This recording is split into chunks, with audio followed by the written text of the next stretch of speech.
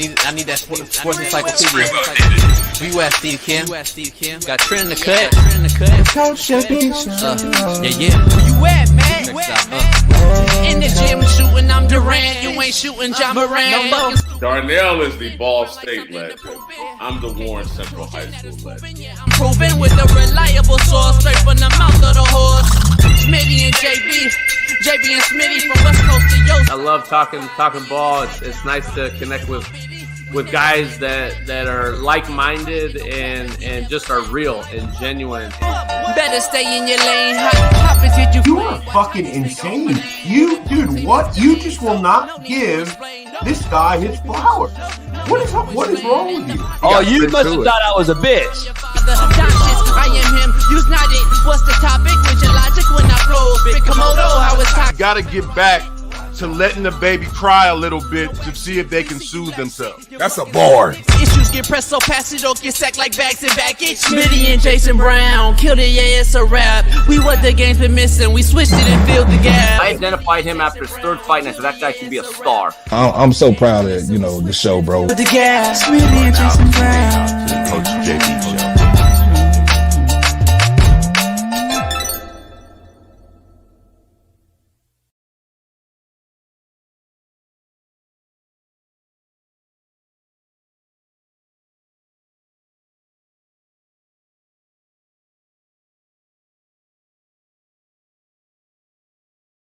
What up, what up, what up? It is Fired Up, Free Game, and Fearless Friday right here on the Coach JB Show with Big Smitty. Pound that like, subscribe, become a member today. I'm fired up. I'm ready to get it cracking. We got a debate in the house, presidential. Ronnie to the Lakers. Oh, we're going to dive into this. You might be surprised at what I got to say. But first of all, go on over to winnable.com/slappicks. Head on over there. Use the promo code Coach JB and tie that in with our Slap Nation Discord today and become a member of that as well. But before you do that, subscribe to this channel, share this channel, and let everybody know that this is the realest show on planet Earth. We'll be back in the studio next week, all week long, as far as Tuesday, Wednesday, Thursday. We'll be in there like swimwear. And as we continue to grow that and get that ready, perfect that, our little spot over there in the hood. So we'll get to that. But I appreciate all the support regardless. If you hate, if you love, it don't matter. You're here, and that's all that counts. Let's dive into this thing right out the gate. Listen, you may be surprised at my take. Big Smitty may be surprised at this take. But it is what it is. All right, let's dive into this. The Los Angeles Lakers took Bronny James with the 55th pick in the NBA draft just to prove to LeBron James that he was indeed the head of the household. Bronny James, a career .5 score in college at USC on a team that had one other NBA player on it, which was picked early in the second round. This take I'm about to give may shock some. It may shock some of you. And no, I'm not getting soft. I have a question, first of all, and I got to ask everybody this question. It will question your own very soul, your very heart, and if you have any sort of compassion for human beings. After last night's presidential debate, you should sit back and really think about compassion for human beings. Even me saying that may come as a shocker. Regardless, if you like them, respect them, hate them or not, humanity hit last night, seeing that horrific presidential debate, and then watching the Lakers draft. The Lakers, a proud franchise, which trails Boston currently by 1 championship, draft Bronny James. My question to you is, how many of you would have died to play with your son or daughter on the same team as a professional anything player? Football, baseball, basketball, golf, tennis, I don't give a fuck. How many of you would have died to play with your son or daughter on the same professional field? Exactly. If you say no, you're lying. And if you say it's not cool, you're lying. If you say it's not pretty fucking sweet, you're lying. Coming from someone who lost their own dad many years ago, I would die just to have a fucking beer with my pops right now, let alone play a pro fucking sport alongside of him. Now, having said that, listen, Bronny probably won't amass too much in the NBA. Or maybe he blooms late and becomes this great six-man player off the bench who can play defense and knock down an occasional three. Who knows? But who was really, truly available last night at number 55? Who was actually available to help the Lakers get better at number 55? Were they going to get any better anyway on anyone else in the country? This is the worst draft of my lifetime. And I said this for how long?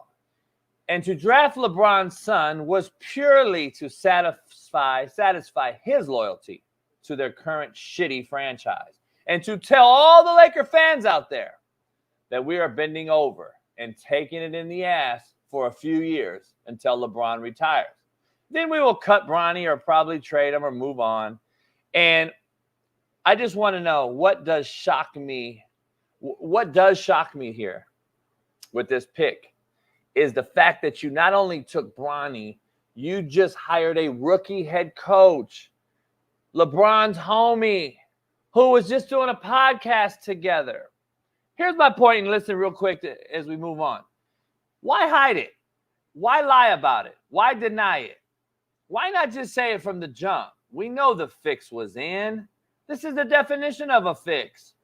LeBron's power in this league rivals Michael Jordan, Kobe Bryant, Shaquille O'Neal, and Dr. J.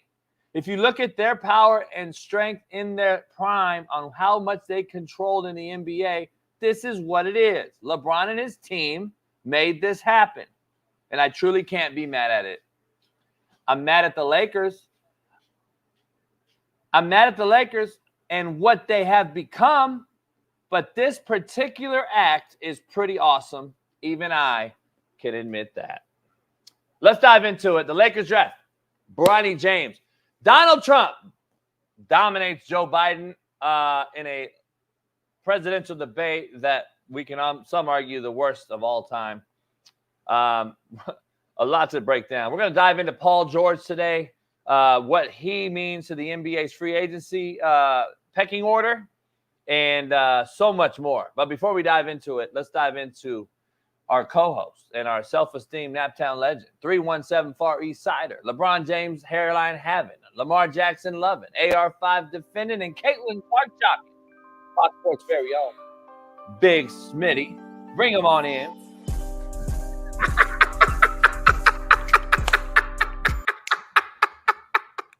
It's Friday, y'all. What's going on, JB? What's going on, chat? I must admit, JB, before we even move on, you shocked the hell out of me just now. You shocked the hell out of me. This is completely, like, all night I was just kind of going through my game plan for the morning and what my take was going to say. I already thought I knew what you were going to say based upon the man that I know you are, and also based upon your initial reaction of the video you posted on social media. And then I wake up this morning, I go over here, I take a nice number 2, shower, say my prayers, get my mind right for this show. A nice what? Yeah, get my mind right for this show. And then you jump on here and you say what you said, and man, like, we actually agree on a lot of what you stated, JB. I just gotta give you a hand clap for this. Is the realest show on planet Earth. I think a lot of people just assume, like myself, based upon your typical energy, as well as your social media post last night, that you was gonna come in here and just bash LeBron, bash Bronny, bash, and you came here with a totally different spirit and energy that was 100,000% real. You made it personal. You talked about your own father and how you would do anything just to have a drink with him. This is one of your best takes since I've been on the show in terms of just being vulnerable and being 1,000% real. You're always real, but this was like this is the JB that y'all don't see off camera when we just hanging out, drinking Paloma, sugar, tahini on the rim. We sitting by the fire, just talking shit. This was a moment, JB, and I just got to clap it up for you. Chat, hey, show love to JB today, y'all. This was a hell of a take, and I just got to clap it up for him. Thank you, baby. Thank you. Well, I still think it was a horrible fucking pick. Let's not get. Let's not. I mean, I'm just saying. Let's not fucking bullshit us. I mean, I wanted to be clear. Two things can be true. Hey, JB said, with all that being said, I mean, two things can be true, but I'm just saying. I mean, would I made the pick? No. But here's the thing. Like, can you knock a kid and his daddy playing professional sports together? Not at all. That's the thing. Man. I couldn't knock that. Like, there's no way. If you knock that, that's what you would call a hater. Right. You hear feedback? Is that your feedback? What you hear? I hear me talking. No? I don't know. All right. I hear echo. That's weird. I don't hear it on my end. Huh. Nobody hears it? All right. I hear it. Maybe it's on me. Yo. Test. Bailey said he hears it too. He said, Smitty, turn your volume down a little bit. Test. Yeah, it's you, Smitty. It's on you. Test. It's always. Why is you won't hear it? You won't hear it. No, but you won't hear yourself. That's what I'm saying. You only hear us. Like we'll hear it coming from your thing. I'm trying to turn it down. I'm trying to I don't know if I need to change. Do I need to change mine? Nah. It's gone. You hear me? Yeah, hello. Can you hear me still? Is it still there? It's gone? Yeah, you're good, yeah. It's just crazy though. It's BPS. Every day, no, but it's not BPS. You want to blame white. You want to blame the white boy, but nah. Every day is something different though. No, for real. Every day, whether we're virtual or whether we're in studio, it's always different. Yeah. The Wi-Fi, the mics, the camera don't work. It's something every day. It's crazy. And I'm telling you, it's exactly. And we don't have like a full-on tech guy at all times. Like we're not there yet. Just remember, it's a real show. Still ad-lib show. We do. Come on, man. Like we don't have a full-on fucking team yet. Let's just relax. Bailey's all the way over there. Yeah. We're over here. We do this shit. We go through our problems live on the show. Like that was a real thing. Yeah. There was an echo. We didn't say, hold on, we'll be right back. We literally on the show, you saw what we just did. So that's how we do it. It's the realest show on planet Earth. We're not perfect. But anyway, look, it was a horrible pick by the Lakers. But listen, this is what expected by Jeannie Buss, what she's doing to ruin that franchise. Her daddy's rolling over. Jerry West is rolling over. Kobe Bryant's rolling over. It's a bad situation the Lakers have become. But picking this guy for his dad, here's what the Lakers have done since I've been a baby. Taking care of their stars. You don't see stars truly leave LA. You don't see stars leave the Lakers. Magic, Kareem, Worthy, Cooper, Kobe. The only star you saw was it wasn't a real Laker, and that was Shaq. Shaq was a trade that you borrowed him for some years, got 3 titles and left. He wasn't a true Laker. And at that point, like you said, we already had 3 titles. So it's like, you know what I mean? Kobe was drafted with the trade for Kareem wasn't a real Laker technically either. Well, technically, he'd already won the championship with the Bucks, so. But they were, and then the Lakers had just moved from Minneapolis at that time. So it was like a little bit of a. It was a lot going on. But listen, Wilt Chamberlain was in Minneapolis first but then they transitioned to the Lakers. The Lakers have always taken care of Jerry West, their stars. Even Shaq was taken care of. It just got to a point where you had to pick between Shaq and Kobe. Like Shaq got a big ass contract to get over to come to LA. Listen. You got LeBron's going to be there. He's going to be around his son.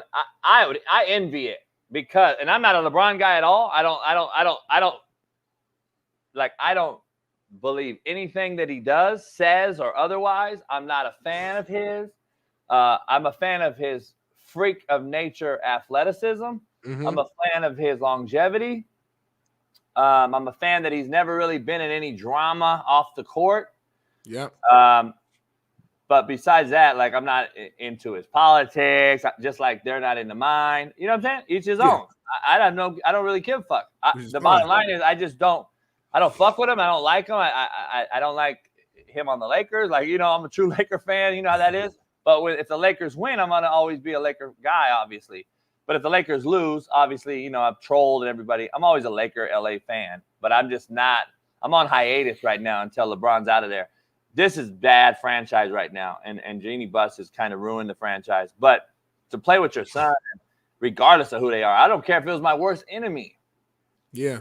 I don't care if it's my worst enemy. Getting to see your dad and your son play together. But let's make no mistake about it. These guys up here on this list are fucking legendary. And I better not ever see ESPN ever again, because I'll break a TV in my house. One of my 13, 14 TVs, I'll break one of them if I see them compare Bronny James and LeBron to the Griffies. They're literally just showing you the father and sons to play the league. These are all it is. Like, I'm talking about this morning, Smitty. They're talking about fucking Griffey Jr. and his daddy and comparing Bronny James and his daddy, which hasn't even fucking played a game together. Come on, man. Alan, you saw that shit? Come on, dog. They've been pushing the Bronny narrative on ESPN this whole time because they knew that the fix was in. This was going to happen. LeBron's power holds so much weight. We already knew.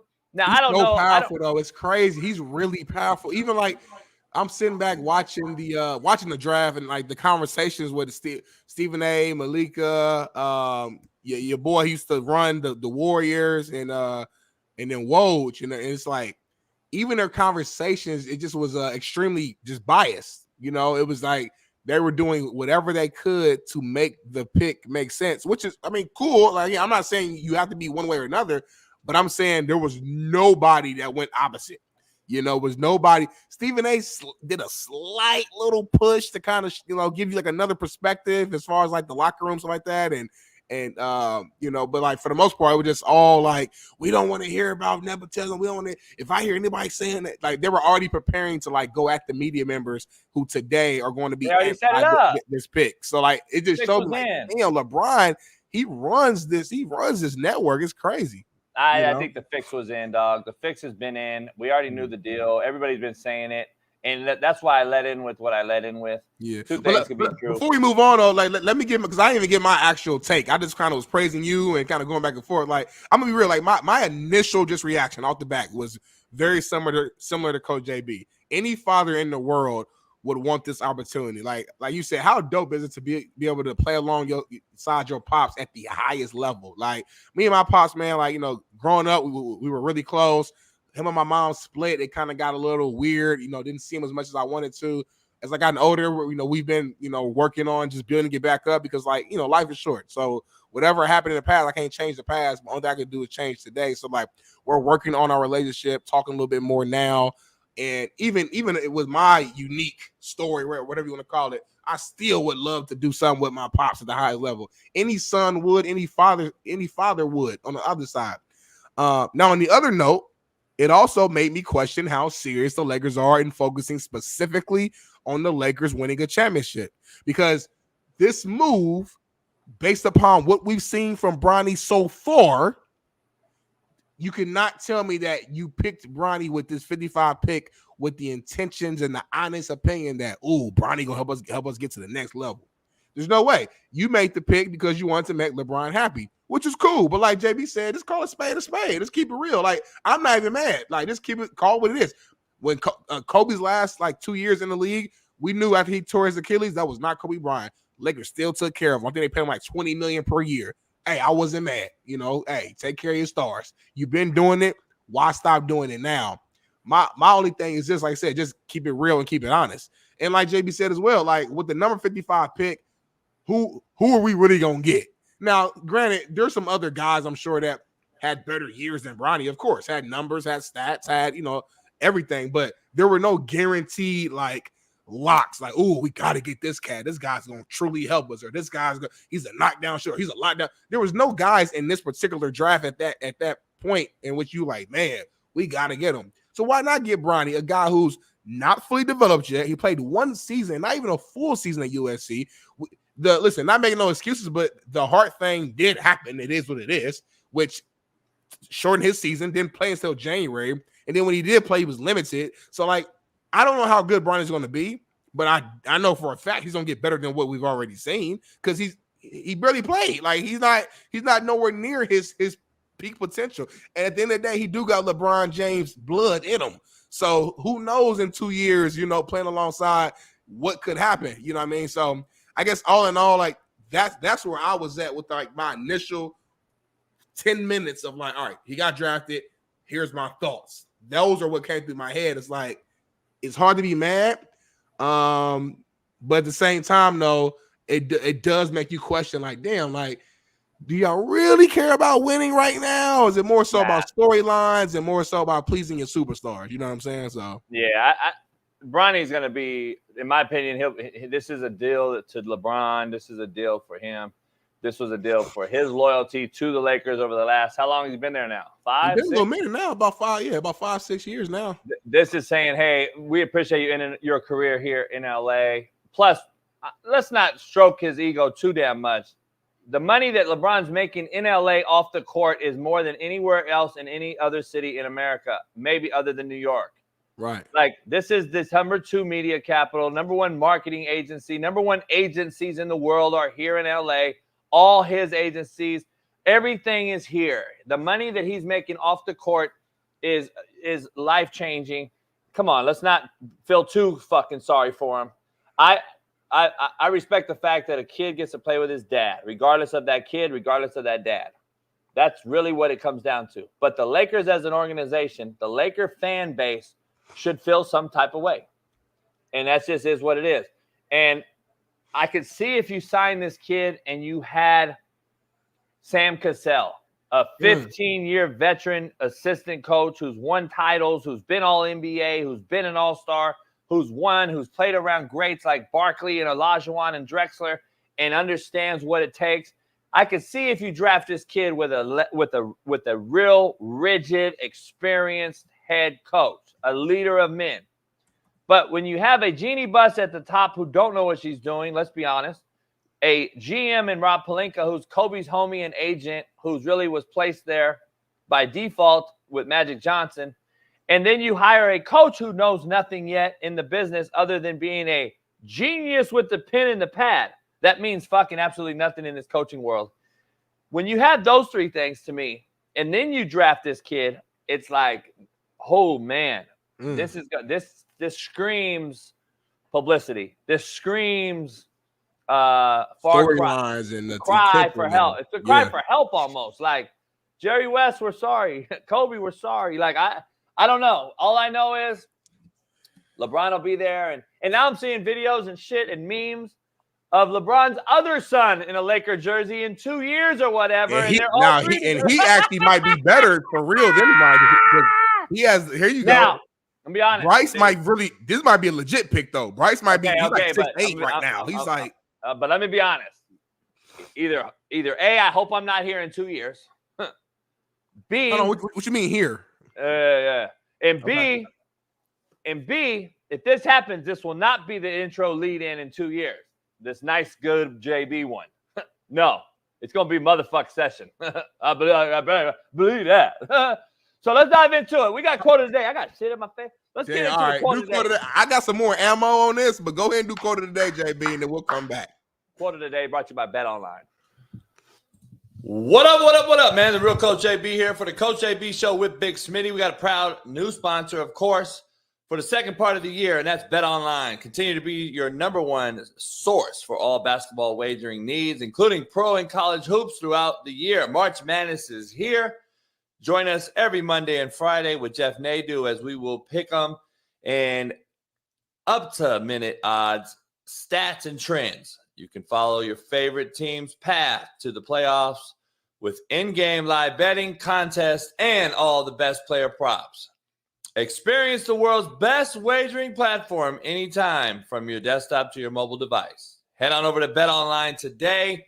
Become part of the team and remember to use promo code BELIEVE, BLEAV, for 50% off plus welcome bonus on your first deposit. Bet Online, where the game starts. Peace. All right, Smitty, you ready for this? I'm ready for this. Are you ready for this? That's the real question. Because I'm looking, I don't see a person on. Okay, there he goes. Yeah, I got a lot of good shit going. I'm moving shake around. I'm moving shake. You got to watch, keep your head on a swivel around me. All right, let's dive into it. Quote of the day brought to you by Bet Online. Let's dive into it. Life isn't solid. It's fluid. It fucking changes. It's a fact. Yeah, but that was the contrary to belief. I fucked you up. Okay, let's redo it again. Hold on. All right, so hold on. Get up real quick. Like, do what you just did, and then we'll start the whole thing back. I'm dealing with a bunch of bullshit right now. It's okay. Are you ready? Let's go. Go back. All right. All right, you ready? Bet Online. Quote of the day. Quote of the day, JB. Listen. Yeah, quote of the day. One who believes in himself has no need to convince others. Ooh. Quote of the day. I love that. We rewound. Nobody saw what we just did. Quote of the day. One who believes in himself has no need to convince others. Contrary to belief.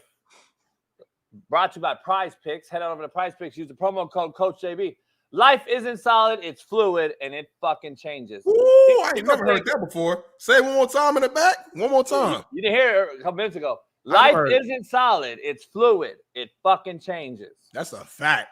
Life is like this. Every day is different. I don't know what's going to happen every day of my life. I don't know how my back's going to feel, how much energy I'm going to have, what I got to do, if your tire going to go flat, if this is going to happen. Every day is just different, man. But that's the beauty. Like, even though it can add stress to your life, that's the beauty of life. I think I would be kind of bored just my life with just, I don't want that personally. So, hey, bring it on. Anthony said, I need to lose weight. It's funny he said that. Lose, by the way, you spelt it wrong. You spelled loose. You need to lose weight. Hey, Smitty. Hold on, Smitty. But real quick, I told you, once you mess up like that, I can't even take the whole thing is like invalid. I can't even take it serious now. But I mean, I like to show it just because, and that's why we're real. We like talking to the nobodies. Listen, here's the thing. Here's the thing about it. I put on these shorts today, Smitty. Okay. And I got to fold the motherfuckers. What? Yeah. Okay. I lost a shitload of weight. You know what it is, JB? You're not as wide as you once were. Look at this, homie. Your face is slimmer, and your what's it called? Your bust, your side, your stomach is not as wide. Like, you know what I mean? Yeah. You lost inches. Pause. Yeah. If I go any lower, you're gonna see a bulge though, and that's why I gotta keep it right here. You know what I'm saying? So that's what I'm saying. That at all. So yeah. Hey, so loose weight. Listen, I have loose weight. I have. So you know, I've lost a lot. By the way, if I was 350, 250, let my boy Keith Smith say it. I guarantee you I could still fuck your girl. That's what I don't understand. Like, that's what you don't get. Hey, so anyway, poll question, Smitty. Let's dive right into it. Continuing the Bronny James thing. Please do. Because we got a lot to discuss on this other thing that went on last night that's also major news.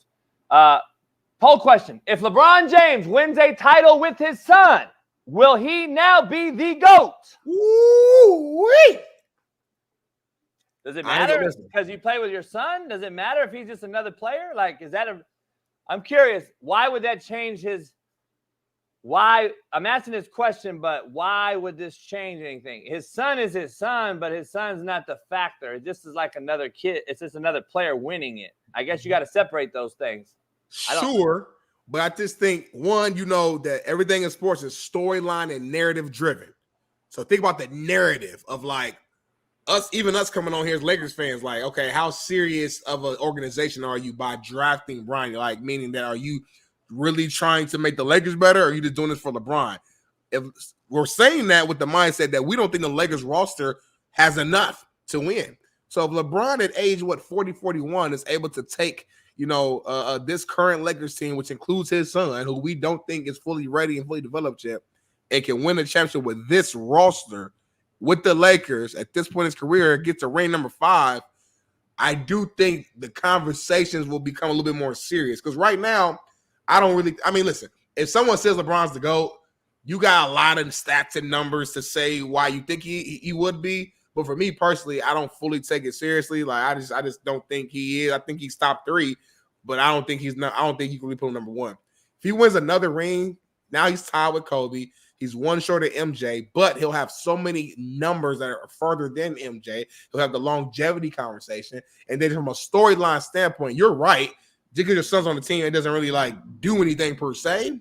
But from a narrative standpoint, and you start to stack up all the just different things that LeBron has done, it would be pretty intriguing of a conversation. I wouldn't make him the GOAT. No, to answer the question directly, he wouldn't be my GOAT.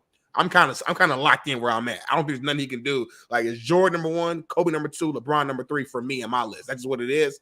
But I think for a lot of people who are kind of on the fence, I think winning another championship, period, but especially alongside his son, would just add like another like boom, and that might be the building block necessary for some of those guys who are on the fence to put him in number 1.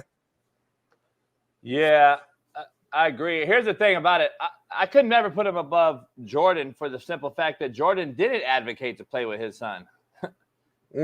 Like, that's the other thing. Like, Jordan's son was, decent, probably better than Bronny.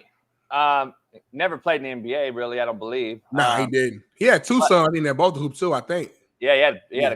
And I'm just like, what if he was pushing that narrative? Like, I think the reason that he didn't push that narrative is why he would always be that assassin to me, like Kobe. And like, we're in an era now, man. Like, shit. I miss Kobe because he was the only person younger than me that I would actually call a hero. Having said that, like, we'd be pushing in this era right now, even just 4 years, pushing 5 years of his death. We'd be pushing his daughter playing with him. Let's just be real. Look at how soft we've become. Like, we know his daughter, we'd be pushing like number 1 WNBA player. We'd be killing that. Oh, right now. But shoot, if Kobe was alive, we'd be killing that thing, and he'd be involved with that because he was a huge women's advocate. I know, man. I get emotional thinking about it. I get more emotional sometimes about Gigi I do with Kobe. I know that sounds kind of like what, but just she's a kid and but I don't want to get too lost. But yeah, I get your point. Yeah. Yeah, it's fucked up. One more take before I know we got next up. We got to talk about this damn debate, and that's gonna take a long part of our show. But one more different route about this whole LeBron Bronny thing. I saw this online. I thought it was actually a good point, so I kind of wanted to just bring it up. So, as Black folks in the Black community, I do think we have to get out of the mindset that the only way to make it in life is to get it out the mud, and you gotta be from the hood, and you gotta struggle. You gotta come from that. It's like we love a trauma story or a story of struggle because it does something for you. It feels relatable almost. And I think we got to get out of that mindset because, like, cool, if that's the route that you had to go and you made it, shout out to you. It was a harder, tougher road travel. But once you make it, right, and you do have kids, your job as that parent is to provide a life that's easier for your kids than what you had to go through. That's what it is. And I think that's exactly what LeBron James and countless others with power have done for a long time. There's people in the NFL, you think about ownership and coaches, and college, you think about coaching, and even players getting on teams. There's coaches where their sons don't really play, but they're on the team, on the bench, who play for college basketball teams. And I mean, the list goes on and on. Nepotism is a real thing. And we can say it's not fair. I'm cool with that statement. Maybe it's not literally fair, but me personally, I don't care because that's the name of the game. You bust your ass so you can put on somebody. You can put on your son, your nephew, maybe your homie. You know what I'm saying? Like, once you've earned that power, use it and forget everybody else's opinion who has a take on it. Because I know when I have a kid, whatever leverage I got, whether that's, my kid wants to be a sports analyst and I have connections at Fox or ESPN or whatever, I'm going to utilize that. Whatever power I got to help my kid and put them in positions to succeed at an earlier age than what I was given, I'm going to do that. So we got to, as a Black community specifically, we got to get comfortable with that and stop judging successful Black people for actually using their power to help out their family members. That's the name of the game. Point blank period. Here's the thing. even my boy, man, is a brother from the hood that we were talking to last night, and we were like, look, he's like nepotism, and he defines it on a post, and I'm like, homie, I'm with you and all that, dog. I talk about nepotism on my show all the time, but let's be honest. Why aren't you talking about Jerry Jones and his kids? Why aren't you talking about Al Davis and his kid now, the owner of the Raiders? Like, how about we keep going? We can go all through professional sports and the owners and their kids. This isn't nothing new. There's no difference between what's in Dallas and the Jerry Jones son and daughter and family and bro, cousins. Belichick and his son, Andy Reid and his son, even man. Kyle Shanahan, who, I mean, he's great now, but he had to get out. Like, the list go, we can go forever. That's what I'm saying. So ESPN trying to shut that down right away, to me, tells me that was the plan and agenda for ESPN the whole time. We know that when Perkins and them started arguing about it 2 months ago, before the draft and before they even were working out, back in March and April, they were already defending the move. Already in March and April, that's when I started saying this is happening. Come on, man, this is a deal. And now the part I don't know if it's true, and I don't think it. I find it very hard pressed. But it does go back to the player entitlement, not even player empowerment. I'm going to say player entitlement era. If Rich Paul really hit up all the teams and said, do not draft Bronny James because he'll just go to Australia like they're reporting. I don't believe that happened. I'm gonna actually be on the side of non-conspiracy theorists. I'm going to say it didn't happen. But they're saying that there's a report out there. I don't know if it's fake or not. So it's just it's an alleged a report. Yeah. If that was true, this is the BMK generation, dog. Like, you rather not play for a team that drafted you and go overseas and not play. It just blows me away. Like, this but is the generation. Let's be real. Let's say he really did say that, right? No, I mean, no team was going to draft him then. Well, if I'm a team, I'm not going to waste my pick on somebody who's not going to play for me. Let's say Boston drafted him. Let's say Boston took him at 54, like the video I posted just fucking around. Let's say Boston took him at 54. And they only demanded a trade back to get him back with Bronny. Like, I'm going to tell you right now, we're too soft now, in my opinion. That's why I made that video. I didn't think they were going to do it. There's too much, like, I call it jersey swap era, and the owners and GMs and coaches all are boys, and they know each other, and they're like, oh, come on, you wouldn't do me like that, dog. You wouldn't do my son like that, would you? LeBron reached out to somebody and said, don't draft my kid, Boston, and fuck with us like that. So, like, I truly believe at some point, though, back in the day, Red Auerbach, that motherfucker would have drafted his ass. He would have drafted that motherfucker. Pat Riley would have drafted that motherfucker. He would have drafted that motherfucker. And that's just the real. Like, they would have, because there was no kicking it, homies. Fuck that. We're cutthroat. We're trying to win titles. We're not trying to make friends. So, I just think that's what it is, man. That's just me personally. That's how I feel, but I could be wrong. Who knows? I hear that, man. So, all right, Bailey, we rocking with you, Bailey. We gonna rock with you because you're my guy and you running the show. So I think right now, we just roll into the next one. We just keep this thing going. So the people are here. We got almost 5,000 people here within the first 40 minutes, JB, which is amazing. In totality, yes, we got about 4,700, and I think they're here because they want to hear this next topic. We're gonna talk about Brian a little bit more later, but right now, man, Trump and Biden. The debate went on yesterday, and I actually sat down and watched the entire debate, contrary to belief, and it wasn't much to watch. This was one of the worst debates I've seen. And when I say debates, I mean any debate, presidential, fucking First Take, Undisputed, this show, any debate, my mama and daddy arguing, this was just a horrible debate overall. Biden couldn't get a word. He couldn't finish a thought, finish a sentence. I literally covered my face. I was at home by myself. I was literally covering my face and turning my face because I was what's that word JB like to use? Cringe-worthy. Like, I felt uncomfortable at certain points when he was getting stuck. And I like felt bad that we even put this man in that position, to even have to go out there in front of everybody And when he clearly isn't prepared for it, like, I don't care if it's right, left, red, or blue. This is just common sense. And I'm kind of glad that after, if you kept the TV on, even at the round table afterwards, even it was, Democrats saying like, hey man, I'm gonna be real. Like, Biden, something is wrong. Like, this is a horrible look. Democrats are worried. They're talking about now replacing him as far as like the lead guy to represent the Democrats, and trying to figure out, it's like a panic right now because of how bad he was.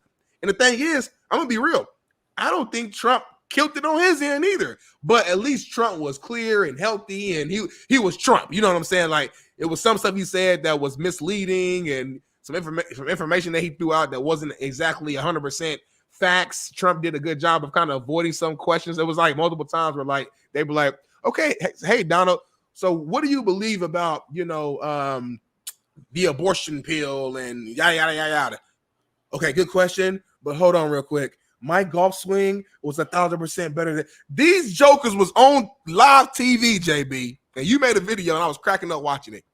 These guys was on TV on a presidential debate where other nations across the fucking world was watching and tuning in, looking at the two potential leaders or the leaders of the free world of the United States of America, really arguing about who got the better handicap. I was kind of, I leaned in. I said, hold on, are they really? I'm like, maybe I'm tripping. I leaned into the TV. I said, are they really arguing about golf swing right now? Like, and they wanted to keep really going. And the moderator had to like jump in, all right. Because that was the most passionate part of the entire debate, was the damn handicap. And Biden said, I got my handicap down from a 9 to a 6. And Trump, I've seen your golf swing. It was horrible. It's horrific. You couldn't golf in. Biden, will you carry your own? Can you carry your own back? I can't talk like Biden, but y'all get the point. This was just a horrible, embarrassing overall just debate. And that's my initial reaction, JB. I want to hear yours. Who you voting for now? First of all, I don't know. I never knew. I know I'm gonna be real. I know I can't vote for Biden, though. I know I can't. Not because, again, he had a few moments where I'm like, okay, he getting his energy going, he making a little bit of sense about some stuff, but then he just couldn't finish his thought. So I'm like, I can't vote for any leader who's not all the way mentally there. And it's a clear, I know they're close in age, but for whatever reason, Biden's memory is worse. I mean, listen, I'm dealing with this in real time. My grandmother, my father's mother, in the last 3 years, she's like in her late 70s, around their same age. I think she has dementia now. I don't know if she's actually got went to the doctor and got diagnosed, but she has dementia. She doesn't remember who I am. She knows we're family, but she don't know that I'm her fucking grandson. She thinks I'm my nephew or sorry. I don't know. She thinks I'm somebody else. It's a sad thing to see it, but this is a real thing. These motherfuckers are old. And Biden, you look at his eyes in his picture, you look at how he was talking, you can't really vote for somebody who clearly just isn't there. Now, that don't mean that I'm voting for Trump. I might be like JB this year. And I might just be like, man, I don't feel comfortable. And I know that's I'm gonna get hell for this, but I can't just vote for somebody just to vote for somebody. And I know people say you gotta pick the lesser of two evils. I hear you, but I, as a man, I wouldn't feel comfortable if I had to vote today. I do not feel comfortable voting for any of these men right now. I truly don't. But did you? Let me ask you this: did you vote for Biden when it came? Was he the lesser of two evils? Yes, I did last time.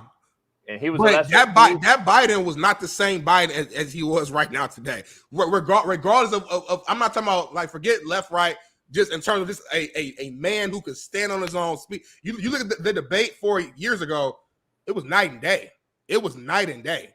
You know what I'm saying? So it was a whole nother. So, but here's the thing though: if you did the lesser of two evils, then. But no. I at that time, I didn't sit around and just I'm gonna go vote for Biden.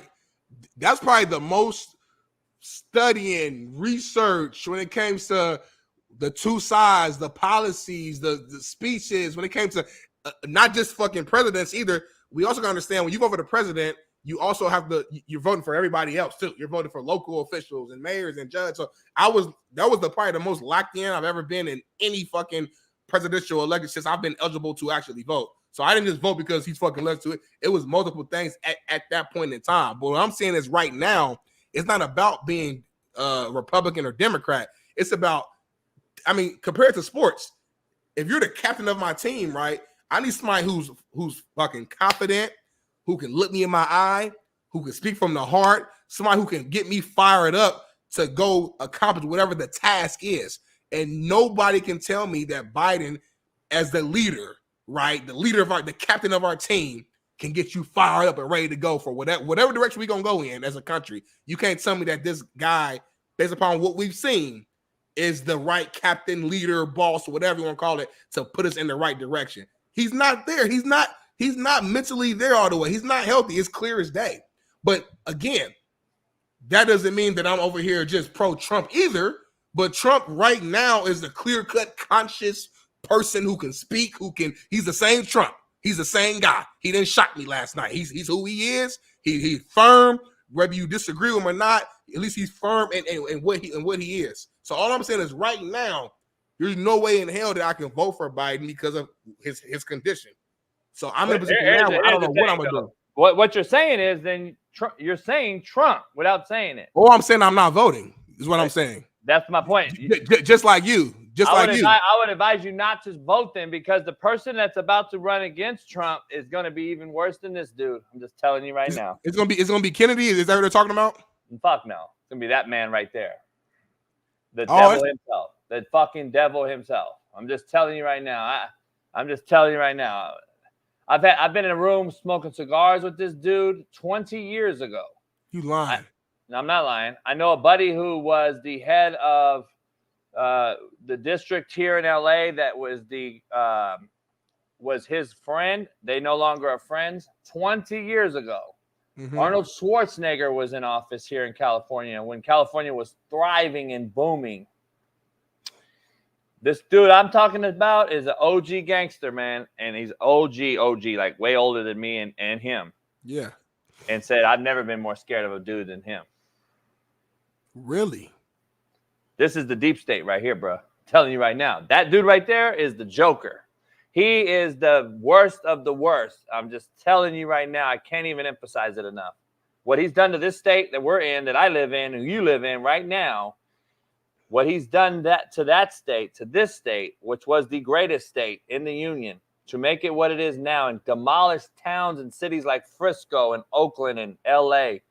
And what he's done with our fucking booming recession in this state, property taxes, food, oil. We have our own oil, but we end up importing our own oil and spending billions of dollars a year when we could actually be making billions of dollars a year by using our own oil. But why is that? Because he's trying to get in bed with certain other places.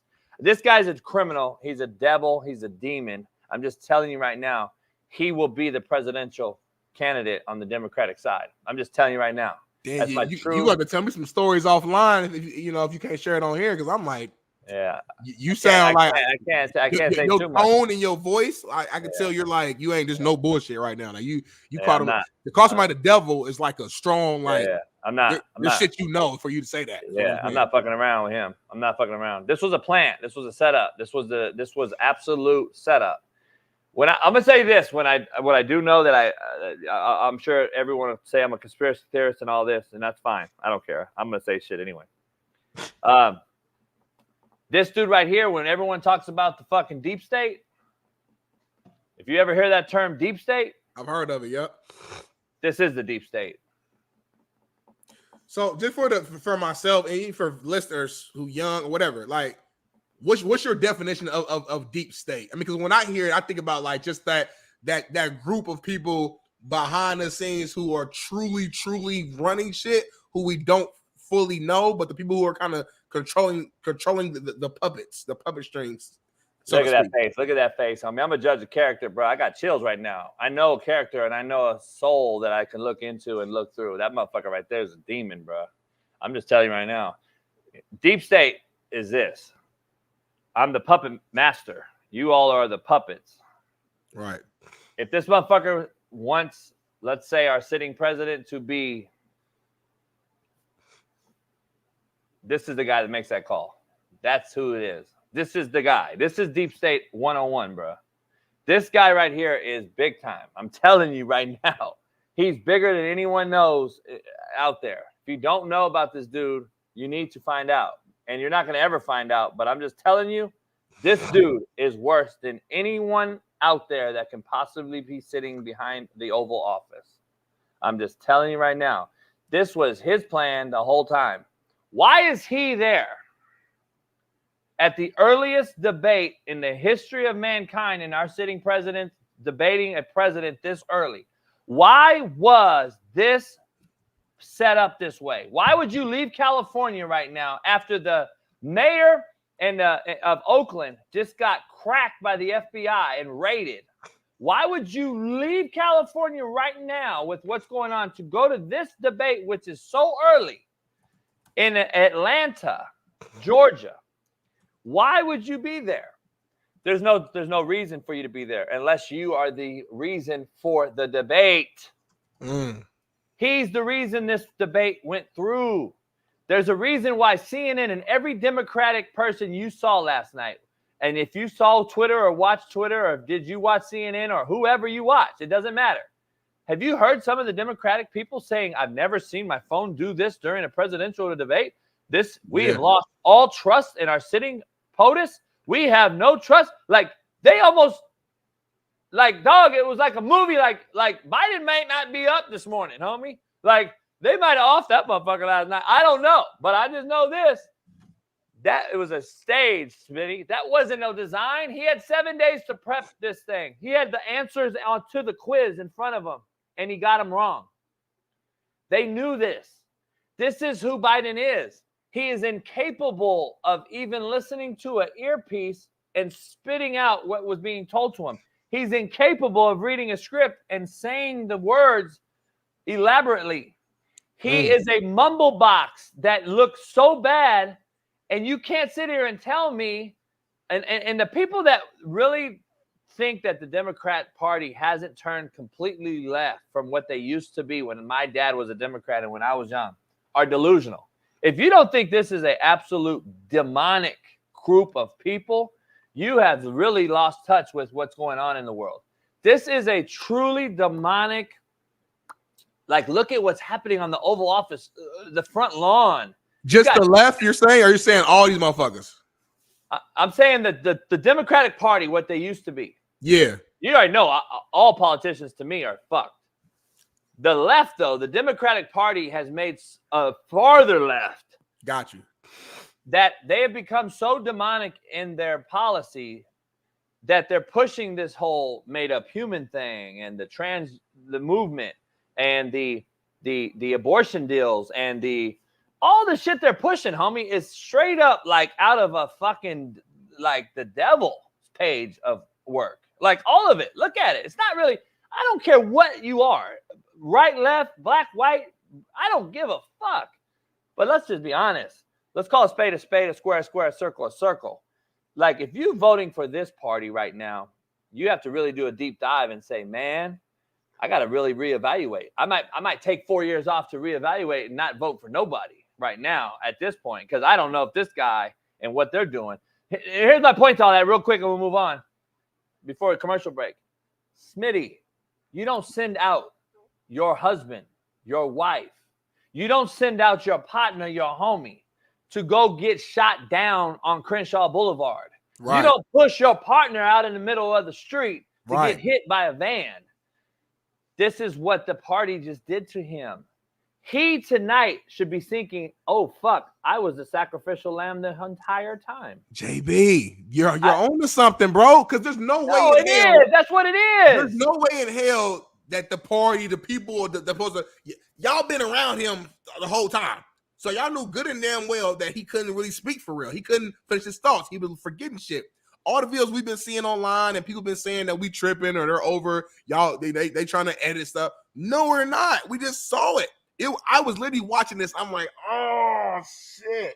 So they put him out there for this reaction because they want somebody else. Now, you're saying that's Governor Newsom is going to step up. I was hearing that, it might be the VP, Kamala Harris might be the next. I don't Stop know. right there. Let me break it down some more for you. Break it down. It'll never be Kamala Harris. There's a reason why Kamala Harris hasn't been in your hood, I ain't seen her nowhere. in your hood. There's a fucking reason why Kamala Harris hasn't been in any black neighborhood in America. Number one, she's put more blacks in jail than any white man on this fucking country's lawn. Just throwing that out there. Y'all don't want to really break it down. That's a fact. No, black people was not. Hey, last voting cycle. Black people was not rocking with Kamala Harris at all. I'm gonna be 100% real with you. So let me dive into why she's not even going to be mentioned or put on the ballot. And there's a fact. This is why I'm telling you Governor Newsom has controlled this from the early onset. Why he is the deep state. Why he is the controller and the operator of everything. Newsom's the devil. I'm telling y'all. But anyway, listen. If Kamala was next in line and was going to be put on the nominee ballot to replace Biden, she would be in every black neighborhood in this country since the election and since Biden was elected with Kamala Harris. Kamala Harris wasn't put on the inner city blocks of America because they didn't want her to be the next president after they forced you to believe Biden was the guy. And now they're going to say, oh, he can't fit. He's not fit to do this. He is now the pawn. He is the goat, the scapegoat in this whole plot of Governor Newsom. Here's the thing. Why hasn't she been in the hood, Smitty? Why hasn't she been in the hood? Do you know her title? When she was hired as the VP, remember, 4 years ago, she was debating versus Biden. Right. To be the presidential nominee for the Democrats. Going in. And if you remember, she was taking shot after shot at that motherfucker, and he was taking shot after shot at her. Go back and look at it. No, of course. That's what they always do. That's what they always do. Okay, and then they end up teaming together because ain't got no choice. Yeah. All right. So if she was appointed as the VP to handle the black people in America to go say, hey, we're reaching out to you. We want to be more involved with the inner cities of America, the black HBCUs, the universities, everything that had to do with what they claimed they were going to do when they took office. She hasn't done any of it. Not one thing. Has she been around? I've never seen her. And listen, I know I'm not, let's retract that. I'm not going to say I haven't seen her. I don't give a fuck. But have you seen her out there, America? Has anyone out there seen her in Oakland, where she's from? By the way, the bitch is from Oakland. Why aren't you in Oakland right now? Why they are a third world fucking country right now, Kamala Harris? Your city. Rep your city, as E40 would say. Where are you? Number one. Number two, let me keep going on this. Number two, you know what her number one title was as VP? What? Border control. Holy fuck, where have you been? And why haven't you? This is the one thing I took away from listening to Trump's mumbling ass last night, who, by the way, John Daly loves Trump. Pat Perez loves Trump. I got text messages from both of them, dog. Like, we are fucked. It doesn't matter who. We're realists at the end of the day, homie. Let's not just say Trump to say Trump. Let's just be honest. He lied up there all day. I mean, that's what he is. But he did show me some restraint on. He never looked over at Biden, which to me would have started a shitstorm of even more of a mockery. Yeah. So I believe he actually was trained on some things, and you can tell he never looked over there. He never really started any beef. It wasn't like 4 years ago where it was even worse 4 years ago, in my opinion, because they were just talking shit to each other the whole time. This year was different because they muted your mic too, so he kind of stopped it. It's good. That's what they should have did. Should have did 4 years ago. Here's the thing. Think about it though. If you're border control and the border's done what it's done, and you're ahead of it, so basically you're the head coach of your position. Right. Let me put it in layman's terms for everybody. You're the running back coach. Guess what? You're the head coach of that position. So if something goes down, you should do something about it. Meaning, if I go to the border and I find out that I got people in there in the inside letting people over our border, I should be firing people, correct? Why didn't you fire anybody? That is the one thing I do believe in why Trump was right. Because Trump did fire motherfuckers. And you could call him an alpha and you can call him a psychopath or whatever, but he did fire people. Obviously, I fired people. If you did fire people, then we would be sitting here thinking, all right, at least they have America's best interest at heart. They're trying to get better by firing incompetent people, right? Right. They haven't fired a soul. They haven't fired a soul. And everybody wants to talk about Trump came out and lying and all that. Here's why I don't like the debate. Bailey, delete this fucking troll in here, will you? Here's what I don't like. If you look at all the lies that you want to talk about, let's just be real, Smitty. You get an 80-second rebuttal or whatever.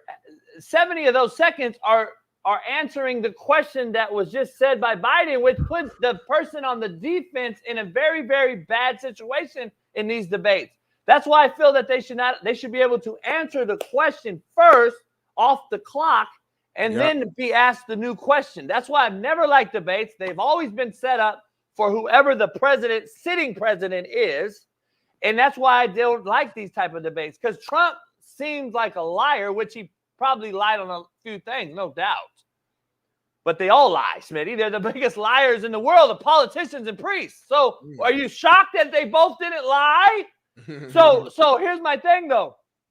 Why would you put these guys in this situation to sit here and fucking have to rebuttal on your take? Because if you lie about me, all that, I got to come in and defend my I got to defend myself from what you just said. Then I got to answer the question that you asked. And then if you caught it, Trump's 82.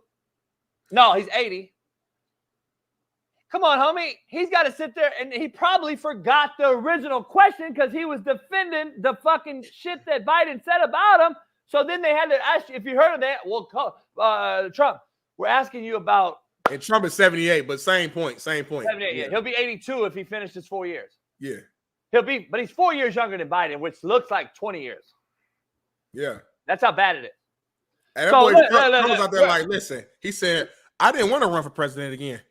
He said, I would love to be at one of my properties, fucking chilling, golfing, smoking a stick. He said, but you forced my hand because how bad you were. You know, we got some moments real quick from here because, again, I alluded to this earlier, but everybody didn't watch the presidential debate. There's a scene when they were arguing about golfing that I believe Bailey has a clip of. I would love to show that first and then also show after that JB's initial spot-on reaction. Just take a look at what he says he is and take a look at what he is. Look, I'd be happy to have a driving contest with him. The reason I got my handicap, which when I was vice president, down to a 6. But by the way, I told you before, I'm happy to play golf if you carry your own bag. Think you can do it? That's the biggest lie. He's a 6 handicap of all. I was an 8 handicap. Yeah. 8. Never. But I have, you know how many? I've seen you swing. I know you swing. Let's not act like children. Let's not act like children. He said, I seen you swing. I know you swing. Real quick, we got to show JB's initial reaction right now. These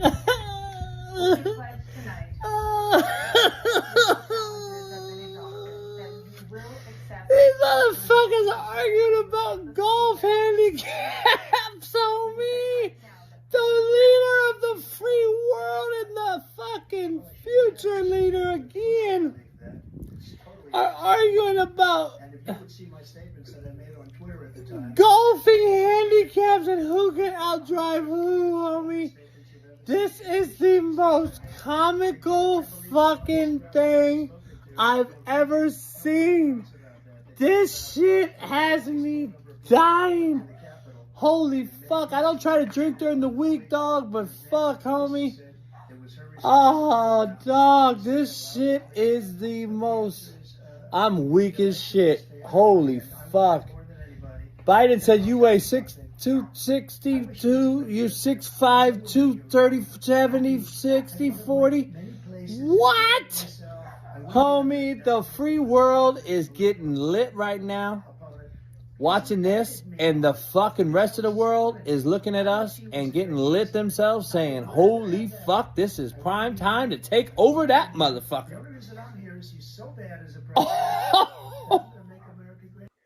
Homie. Your laugh dinner got to be like its own sound effect. We dinner got to cut that laugh and make it as... Oh, homie. Homie, though. I ain't gonna lie. Golfing is hard as shit, though. Keep it funky. I went to Top Golf last weekend, and golfing is hard as hell. He said he got his... Hey, he said he got his handicap down. But here's a text from Pat Perez. Here's a text from John Daly. Coach, 6 handicap? You fucking kidding me? Worst debate of all time. Listen, man. Homie, imagine me and you running, right, for president. Me and you, right? We're debating. And I'm like, homie, Smitty. homie, I shot 10 threes last night in the backyard of the court. I made 9 of them. If you want to do a 3-point shootout, JB, we can do it right now, JB. 6 handicap is pretty good fucking golfer. Okay? I'm just going to throw it out there. 6 handicap is pretty fucking good. You'd be happy to have a 6 handicap anywhere you went in the country. You can play with pretty much anybody that's normally out there on the links other than a pro. Here's the thing. You can't even be a 6 handicap. You can't be a 6 handicap and your swing.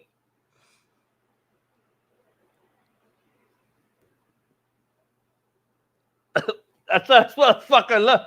Homie, you can't hit the ball far enough. How are you a 6 handicap? You can't get up and down. He only plays in par 3s, JB. Come on. I don't give a fuck what he does. I don't give a fuck what he does. This motherfucker, I don't give a fuck what he does, homie.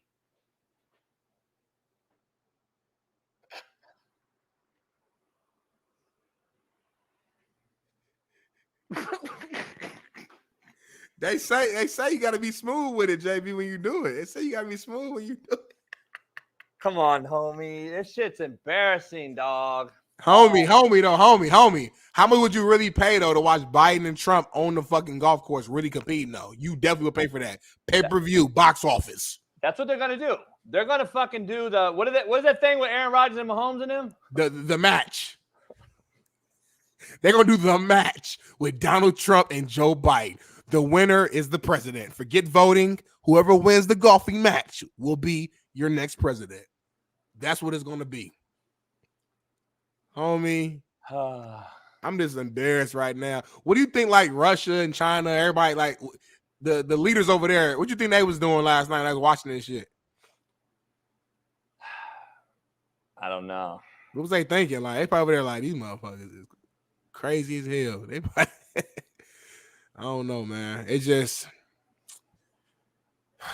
either they don't know, they don't show, or don't care about America anymore. I don't know what we're gonna do. This is what we got. You say homie out here is the devil. Biden can't forget, he can't remember nothing. Trump be lying and got the experience. Trump JJ Redick for the country. We don't know what to do. We don't know what to do right now. That's why I told you a few shows ago, you should run.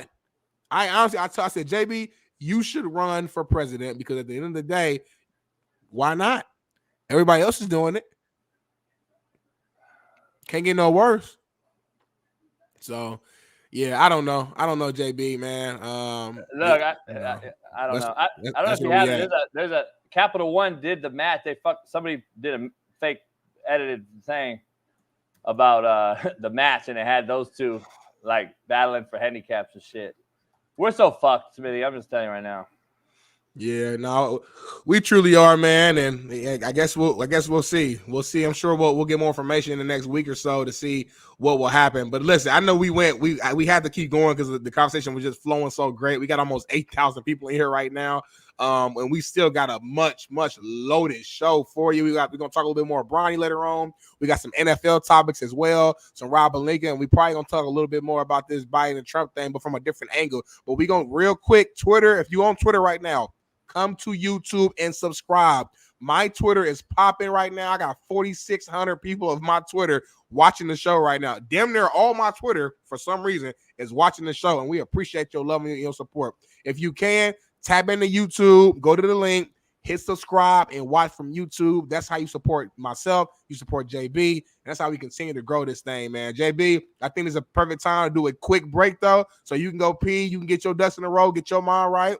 I'm going to go give me some water real quick, and we're going to come right back with more Coach JB Show with Big Smitty. Don't you go nowhere. Bailey, take us away.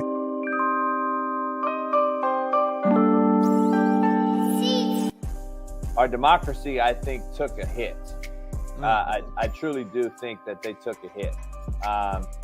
I think we took a hit and stepped backwards in life in this country. And I think it's I told Smitty, because Smitty's young in this thing, you're fairly close in age. And as I get older, I start to look into more politics because it affects my money, my dollar, my investments, my properties.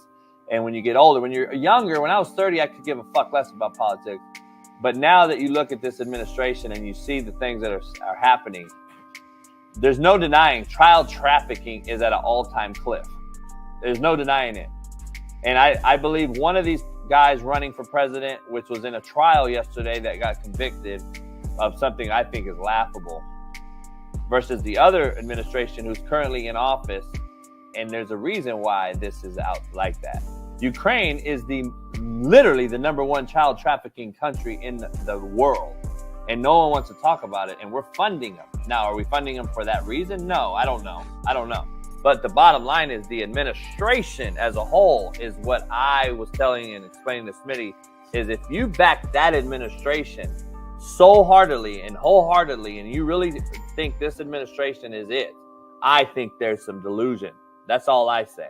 I'm like, you don't have to vote for Trump. You don't have to vote for anybody.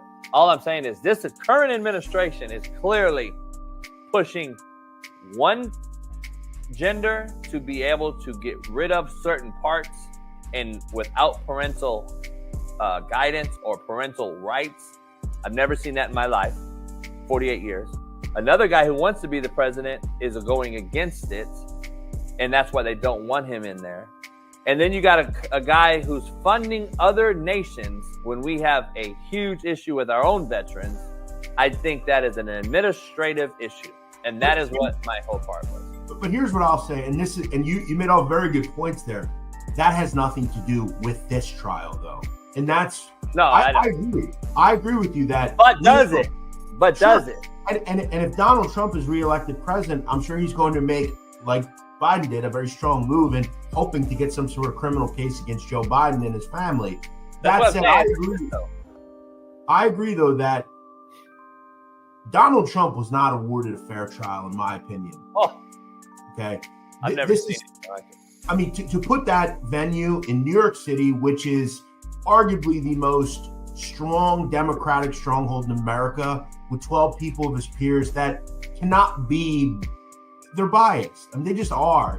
Where he's hated at, by the way, and Trump, you know, all the New York money that he's got there, he's hated in New York because of some things he's done. It would be very hard for him to get a fair trial anywhere. That said, we have to understand the DA, Alvin Bragg, is a funded Democrat. Okay, he's a guy who they handpicked. Right, they handpicked. The city is all Democrat. I think in the last presidential election, it was like 6% Republican, which is insane. You just can't have a fair trial. That said, if you look at the case itself, yes, Donald Trump had sex with a porn star. He then paid her hush money, which, who cares, right?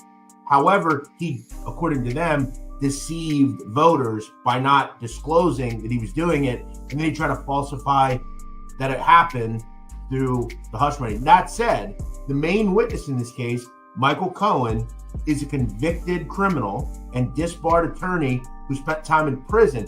And that, to me, is a bigger, major issue we have, that we accept the testimony of bad people that have committed a lot worse crime. And listen, I deal with it all the time in the mafia world, right, with the mob genre. Sammy the Bull Gravano was convicted and taking part in 19 murders. 19. And because the government hated John Gotti more than him, they were willing to hear what Sammy the Bull said and painted him as this hero, then let him out of prison. He then reoffended and sold ecstasy to children. They gave him another slap in the wrist, and he's now on YouTube talking about all of it.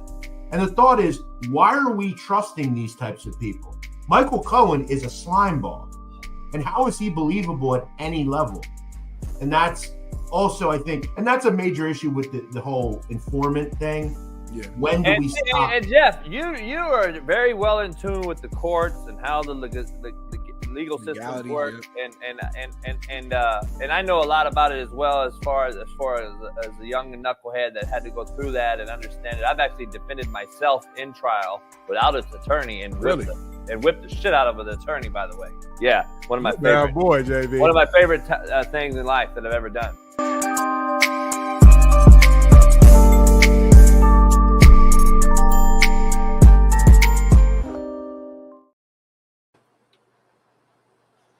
Yo, we are back. 8,000 people in the show. The show grew during commercial break, and we got so much more for you. Before we move on to our next segment, though, JB, I think I forgot to tell you, man. I'm going to share this with you and Bailey. I'm so excited for this weekend, man. I got a few more days off. Been off all week. A few more days off before the grind. And the wife got invited by some of her friends to go to Disney. And I'm going with her. The first time I'm going to Disney, JB, man. Super excited, man. Hey, you ever been to Disney, JB? Yeah. You've been to Disney? Disneyland? Yeah.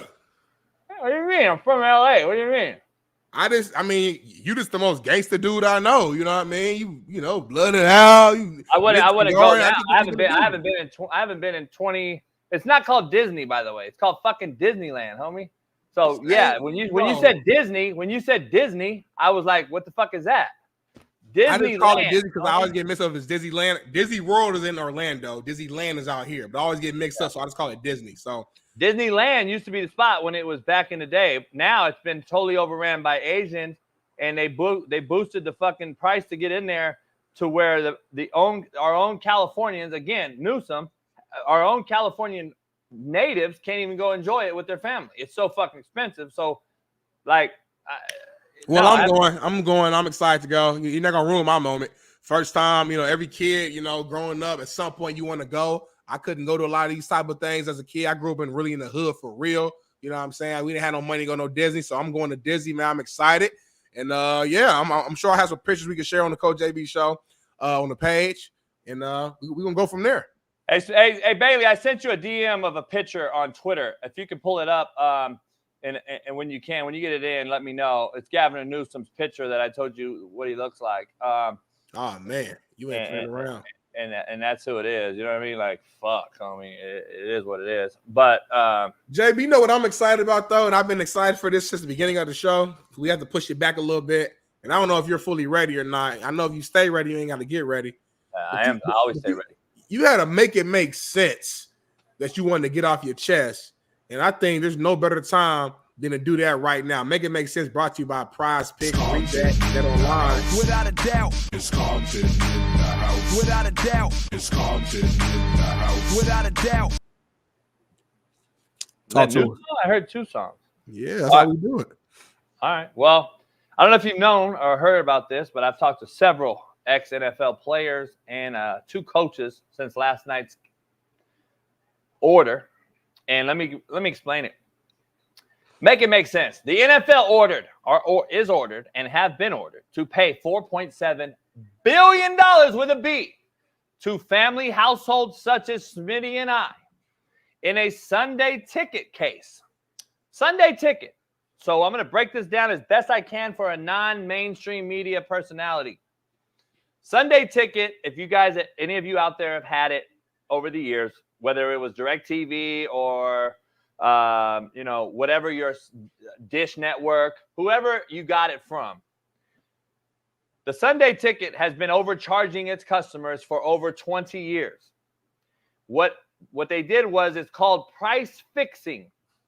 Price fixing is very, very, very super, super illegal and has now drawn a settlement in court because families and other entities such as bars, clubs, restaurants filed a lawsuit. And what it's done, price fixing has created this lawsuit that we've never seen before. This particular type of suit is very unique. It triples as the payout has been determined. So let me make sure sense with this. If it was an order of $10 million, let's just say the settlement was $10 million, and you lose or win the case, you are now ordered to pay triple the amount. So you would owe $30 million. In this case, it's a $10 billion settlement. That's $30 billion, right? So you do the math. It's $4.7 billion. So just do the math on what the actual litigation was. Do the math, triple it, and there's the amount, $4.7 billion. Now, here's the thing about it. This will be knocked down into an agreement. The NFL will appeal it probably today. And then they will ask for what is called a writ of stay, which is an execution to pause it having to pay anyone out or settle this down to where these families and people involved in the lawsuit get bare minimum, as always. The NFL, just like the NBA, the Major League Baseball, and the NHL are all crooks who feed off the organic fan bases such as yours and mine, yet continue to use corporate sponsors to enhance the audience and product and shit on the average normal fan. I am so happy to see this, but at the end of the day, the NFL will swiggle and finagle its way out of this, having to pay this amount of money, I promise, and it'll be some bullshit slap on the wrist, and they'll pay you you'll end up getting a fucking Dish Network DirecTV voucher for fucking $40 off NFL ticket on YouTube TV this year or some stupid shit. But at least people are calling these people out and starting to do it. See, if you notice, 96 million to bars. I don't know if you understand what that means. So basically, if you go to a bar and let's say they have Sunday ticket and all the games are on, that's why you go to a bar. Yep. The NFL will charge that bar mass amount of money. And then that's why you see most places at bars and restaurants that you go to for Sunday ticket charge you like $20 to get in, right? Yep. Door fee, because they have to, because the NFL and everyone's and the Dish Network and these charge these bars tens of thousands of dollars a Sunday. It's exactly like going to see Mike Tyson fight Evander Holyfield. If you went to a bar, it was $60 back in the day. This was back in 2000 when they fought. Or what year was that? 2002, I believe. I was in the Arena League, and I remember that fight was on while we were playing in Hawaii, and we didn't know who won, so everybody was trying to find out at halftime and all this shit.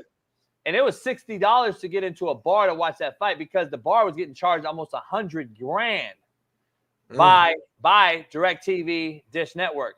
That's what they do. So they over. But why wouldn't that bar just do it like regular cable down there? Just, you know what I'm saying?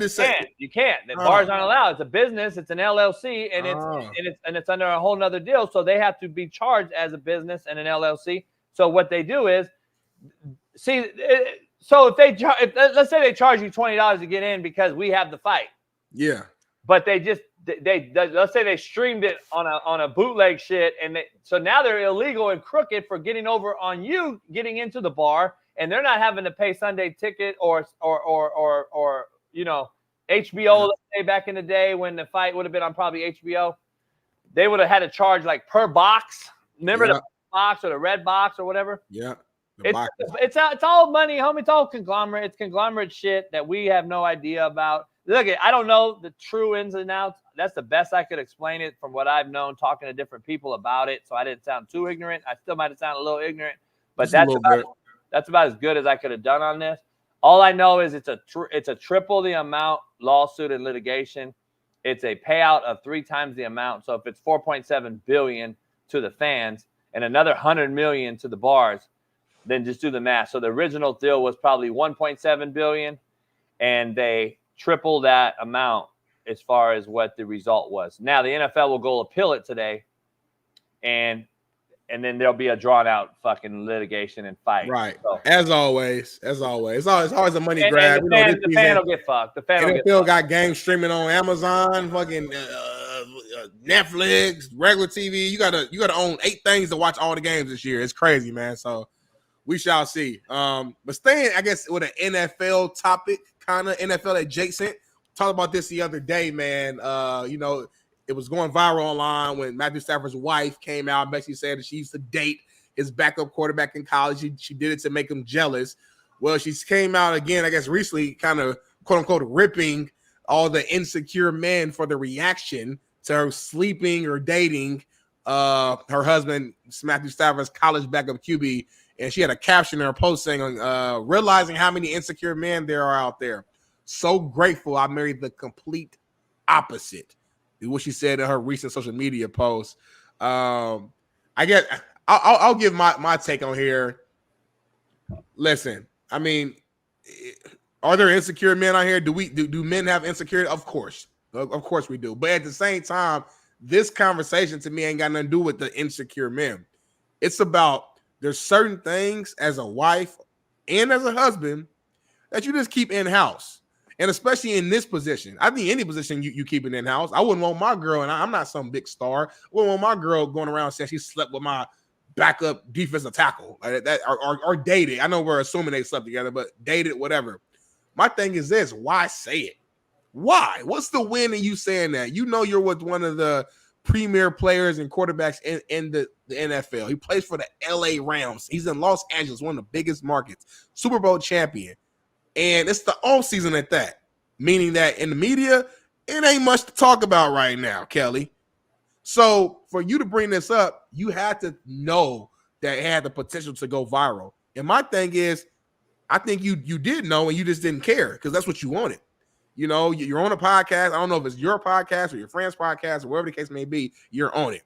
And we all want, if you got a podcast, a digital show, you want those viral moments.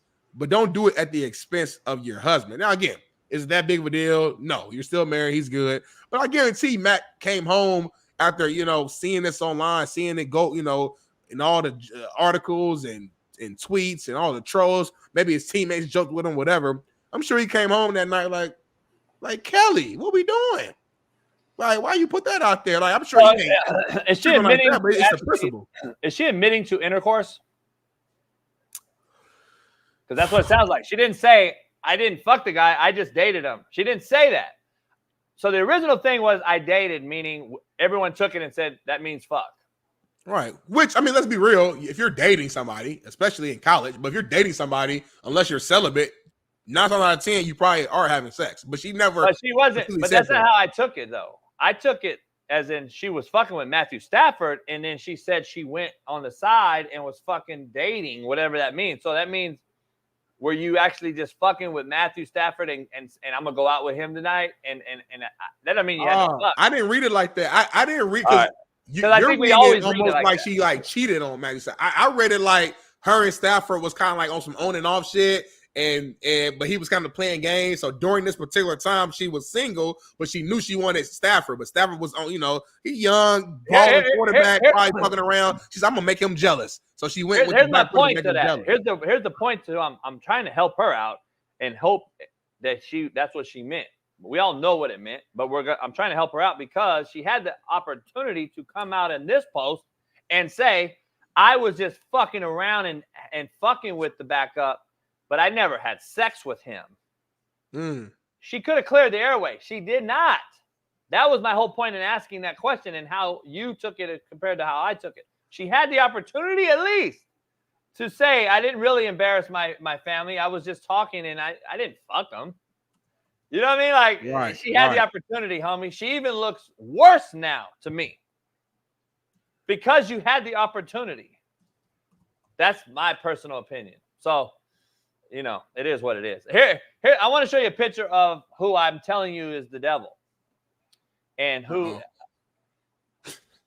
that's I told you it was Joker, and guess what? There's actually pictures of him out there. People know the truth. Let me ask you this, because earlier you said something, you was like, a lot of you guys won't know the truth because like it won't come out. How do you know, and how do some people know? Like what source? I want to know. I want to read up. Like this, what you're saying is very important, is what I'm saying. So like, if this cat is who you're saying he is, the information that you have, if it's assuming it's factual and it sound like it is, that needs to be out there. No, because if not, if he does run, people will vote for him because if you didn't tell me this, I would have had no knowledge that this guy was at. I'm not from LA. I've been out here for the last 5-6 years, but like I don't know the history of Governor Newsom. I know I can go in here and study and read up on whatever they'll show me, but it sounds like you got information that's not just out there on Google for you to find. You know some stuff inside scoop. And again, you got to protect yourself. I'm not saying go be stupid, because if he is what you're saying he is, you're in Cali, you probably don't need to be out here saying too much either. But I guess what my point being is, like, if this stuff is just out there, it needs to be really out there then. Because, like, the leader of our country is important, y'all. Whoever we choose to vote for is important. It's very important. It's the face of our country. So if there's any sort of evilness going on that's Smitty, out there, we need to know that. Is all I'm saying. Let me stop you, though, because, listen. Don't stop me.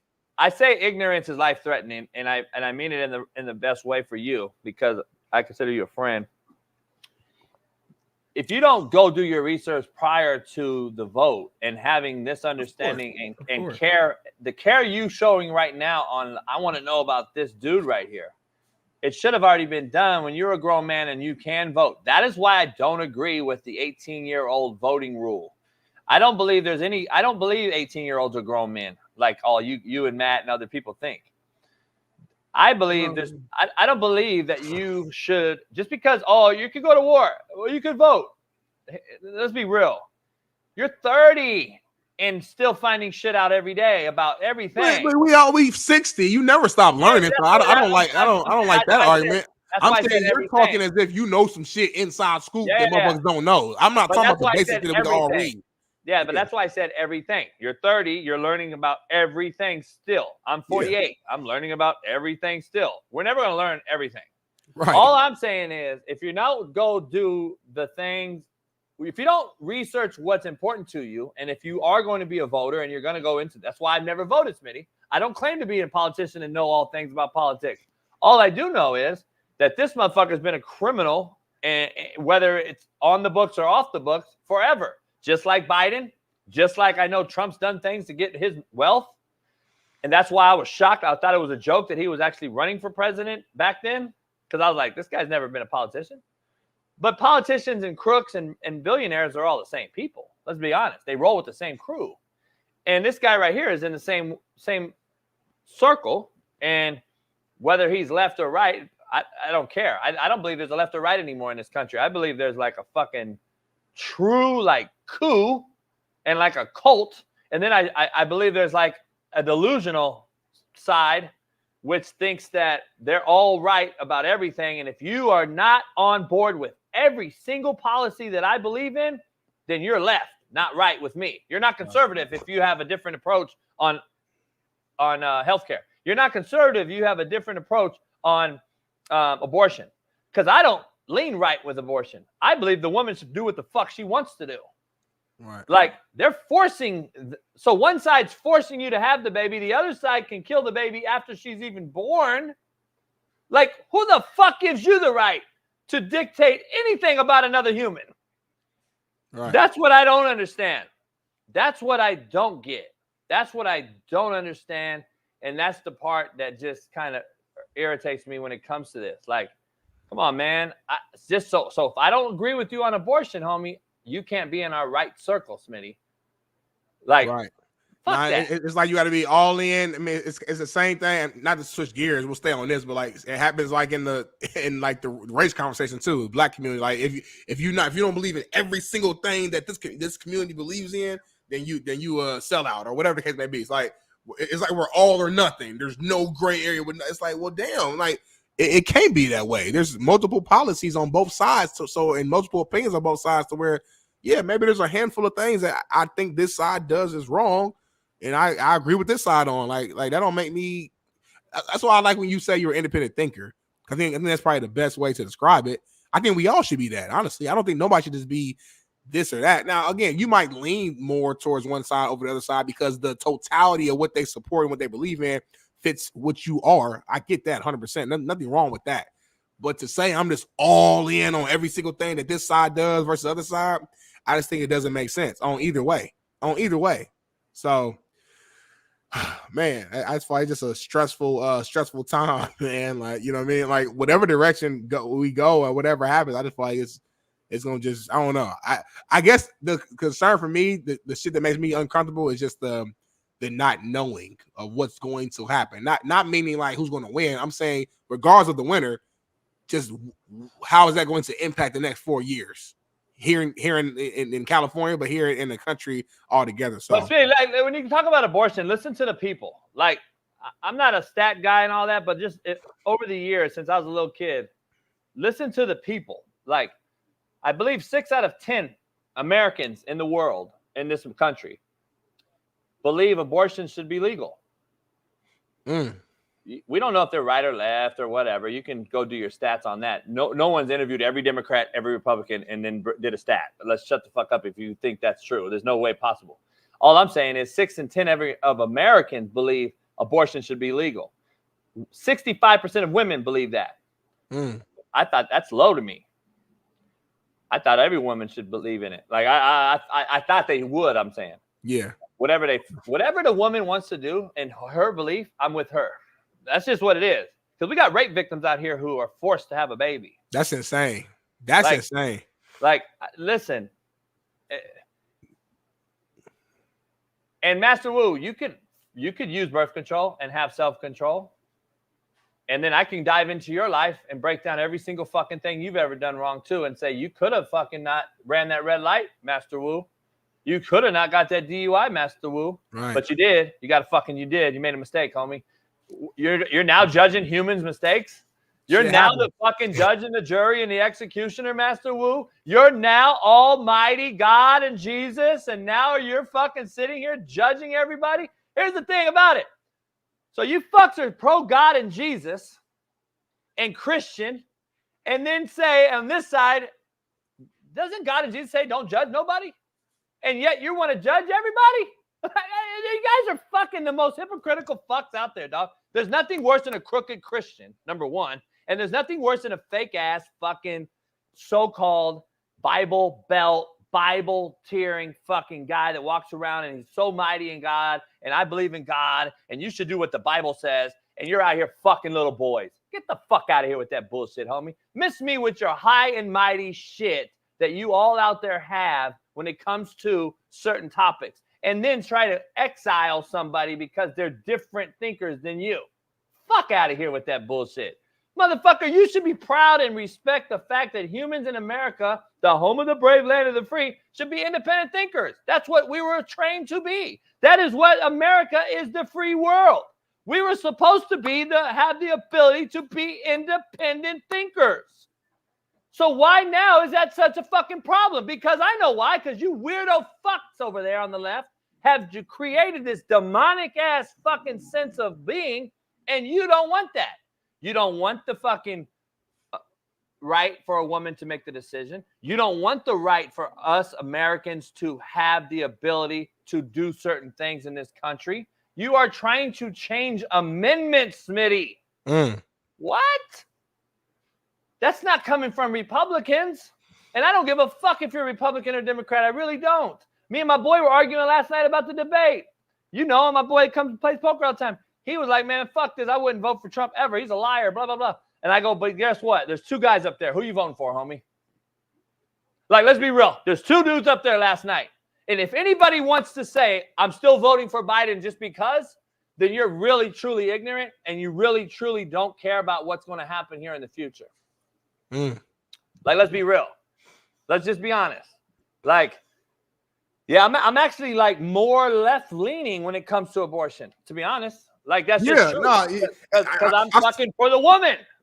I've said on this show before, when I was younger, when I was a little bit more ignorant, like, when I heard abortion, all I heard was, like, killing a baby. So initially, I was like, man, hell no. Like, I don't believe in that. Why would we, like, because that was just me at that point in time being ignorant. But it's understanding more about it and learning more about it and just the process and whole and how, you know, the baby's not even developed. Like, let's be real. Like when it truly happens. And not only that, obviously you point out the obvious situations, the RAPE, the assaults, the molesting, all that shit. Like, that shit is a no-brainer to me. Like, how in the world you gonna make a woman give birth to a baby after she done been assaulted, bro? That's some of the sickest shit. When you really think about that, bro, all y'all got women in your life to some degree. Either it's your mom, your sister, your daughter, y'all got an auntie, y'all got a female friend, you are a woman.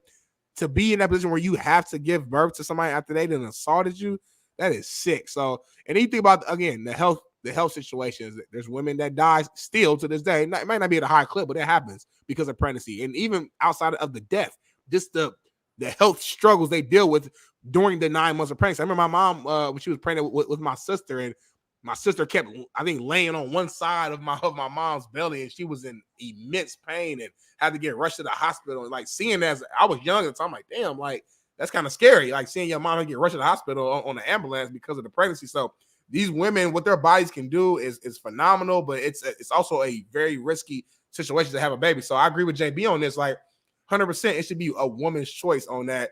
no brainer. Us as men, we ain't giving birth. We don't know how that shit feels like.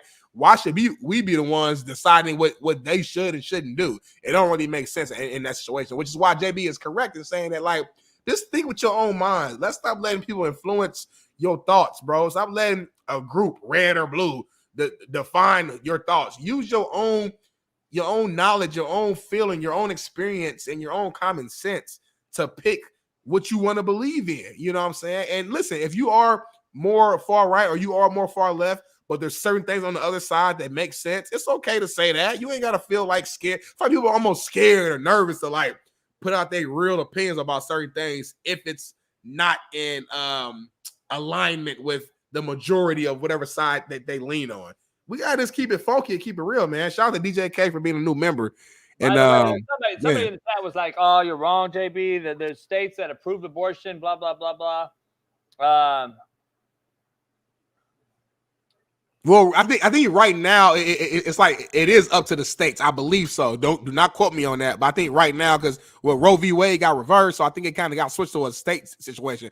But the point is, a lot of states aren't approving it. You know what I mean? So it's like I think that's what the issue is. So, but anyway, man, I do want to move back a little bit to, you know, we got a lot of new listeners in here. We got almost 10,000 in here, which is insane. Shout out to all y'all for supporting the show. A lot of people were not here at the beginning of the show when we started talking about Bronny. Hey, Dwayne, hold on. Dwayne, Smitty, what about Alabama and states like that, Dwayne? Break that down. You go look it up. Break that down. Remember a lady got raped last year in Alabama and they forced her to have the baby? What about that? Is that okay? That's okay with you. That's what you're telling us. I just want to be clear. The Wayne, whatever your fucking name is, go break the laws down in those states. Don't just pick and choose certain states, motherfucker. If it's in America, it's in America. Last time I checked, like what? Didn't Texas have some weird ass abortion rules go down? I'm trying to figure it out. So why don't you show that? I know there are states with no limits and there's states with limits, but just go break down a few of these states. Last time I checked, we're in America. I don't know. Like I'm just trying to figure that out. That's right. But moving on a little bit, like I said, we got almost 10,000 here total watching. Make sure if you're tuning in from Twitter, it will really support us and help us out. If you just go to the YouTube real quick, we're going to drop a link here. I'm gonna tweet it out on my page. JB can retweet as well here in the next few minutes. But if you're watching from Twitter, if you could go to our YouTube and subscribe, that would change the game.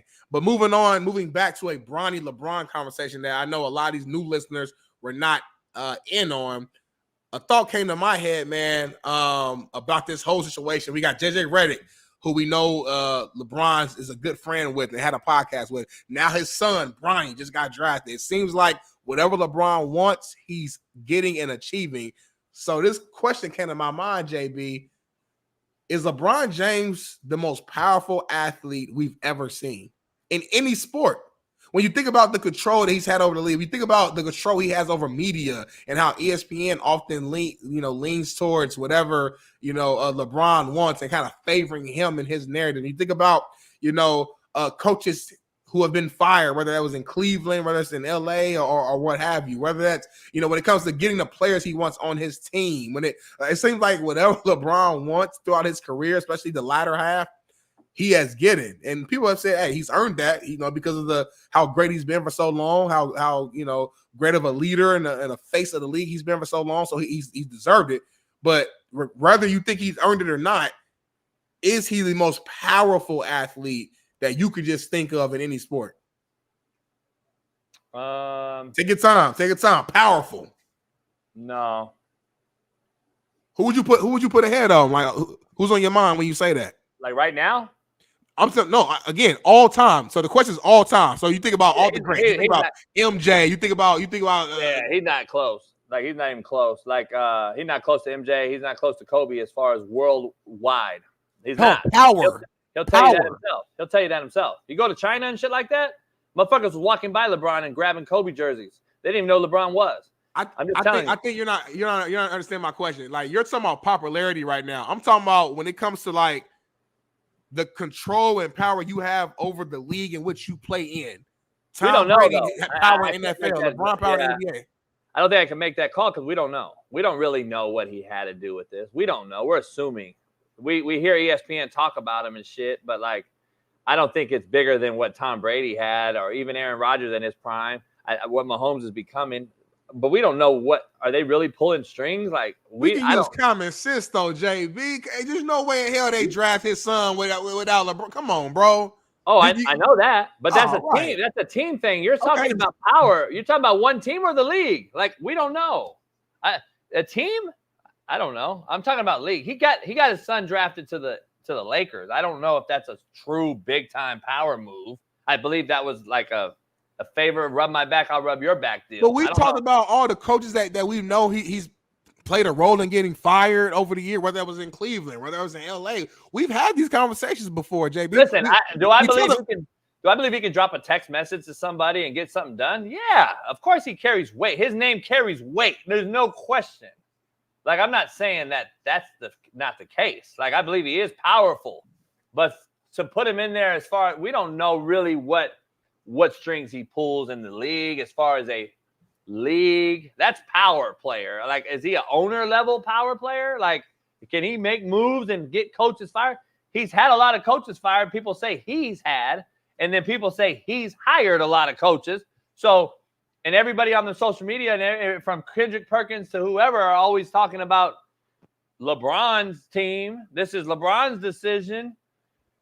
Again, that's a team thing. I don't know if it's a league thing. So I don't know how far you're taking power. You know what I'm saying? Like where your power, what your definition, I guess, is. I think on the Lakers right now, but that was the same with Cleveland, same with Miami, same with fucking whatever.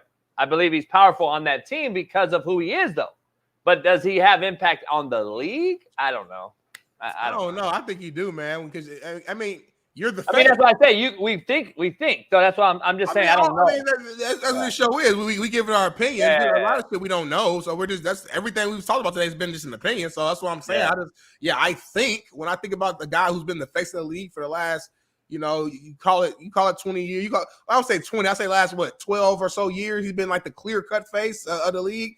It's like whatever he wants, he gets. Whether it's again, I think he has power and or influence when it comes to decisions Adam Silver makes. When it comes to the most powerful person I've ever seen in sports, and Pat Perez will tell you, is Tiger Woods. That's what I'm seeing. I see everybody in the chat keep saying Tiger. I'm over here talking to other people, dealing with some other shit. Tiger Woods has been the most powerful human I've ever seen since like coming up from as a young amateur in the Masters and in U.S. Open and shit. Like, he's been the most powerful in my opinion to do what he's done and drive off cliffs and shit with drugged up and get hit with golf clubs and shit by his girl because he got caught cheating. That's the most powerful guy. I just want to throw that out there. But it is what it is. We got 10,000 in here, Smitty. You nervous? I just finally saw it because I've been actually working and doing other things, carrying the show. Now you're doing stuff outside the show. That's like you're working on stuff outside the show. That's not good. That's not positive. We only have 3 hours a day to focus on this show. And you over here using that time to focus on about your house and your bills. No. I'm gonna be transparent. We don't care about your house, JB. We're not gonna do it 3 hours. We don't. Contrary to belief, I'm actually working for the show right now. This whole time I've been doing other things. I'm working for the show, so don't worry about it. Well, I am gonna worry about it. I am gonna worry about it because if it's for the show, I need to know what it is. The thing you got to learn, JB, is this is the Coach JB show.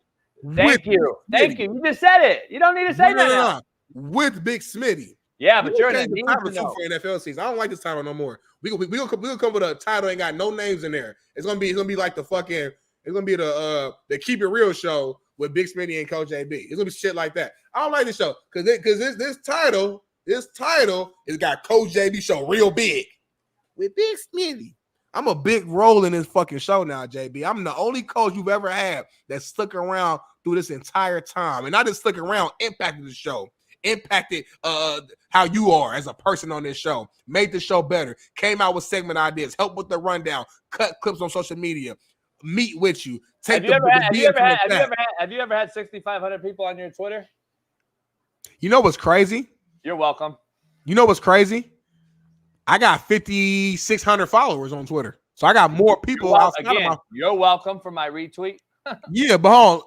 Look at it. You only got 2,100 of your followers watching. So what that mean? Make it make sense, homie. Make it make sense, homie. Yeah. You're welcome. Until I retweeted it. You're welcome. What do you mean? Why ain't yours moving in? I don't need mine to do it. But why is yours not booming, JB? If you are the source, if you are the source, think about it. If you are the source, if you're the reason, right? Yours should be booming just like I am. That's how it works. We should have 15,000 in here right now. That's how it works. No, baby, take a screenshot of this 10,000 just so we can just have it as like a memory, just as a stepping stone, just to know like what we're capable of. You know what I'm saying? So I blocked everybody too. That is true, by the way. American Hustle. That is true. Bailey gives me shit all the time. He's like, man, we got to unblock like 600 people. Jeff Nadu, I see you in the chat talking crazy right now, but you scared to join the show.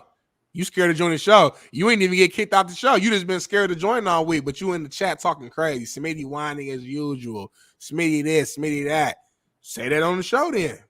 Hey, D Jones says, I bought followers. I wish I would buy followers. Shit, we've had that conversation. I know a lot of people that buy followers. I'm not even gonna mention no names.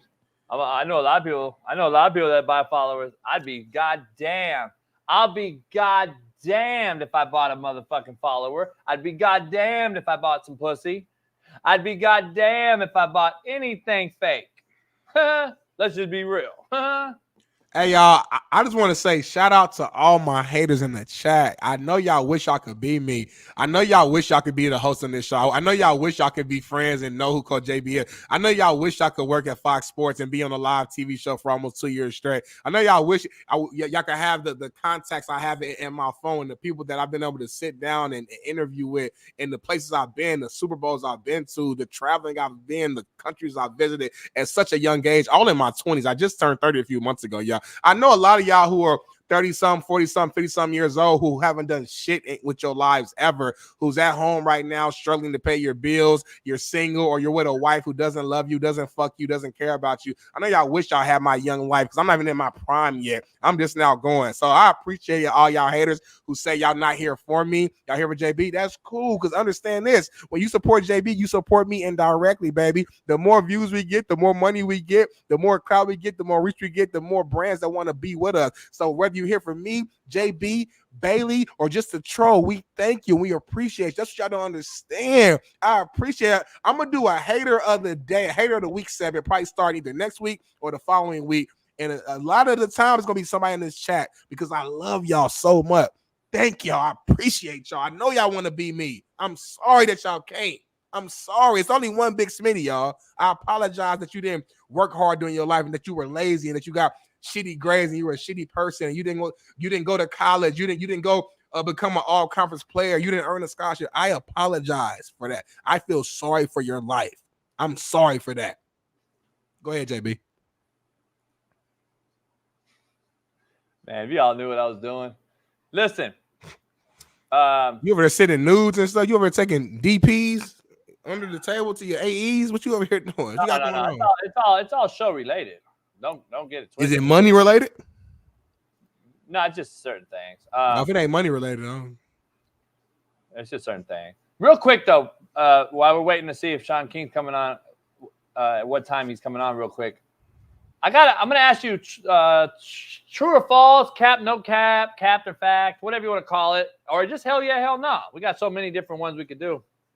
Do hell yeah, hell no. I just want to throw this out there real quick in as a break in the show. I've come to the realization that Australia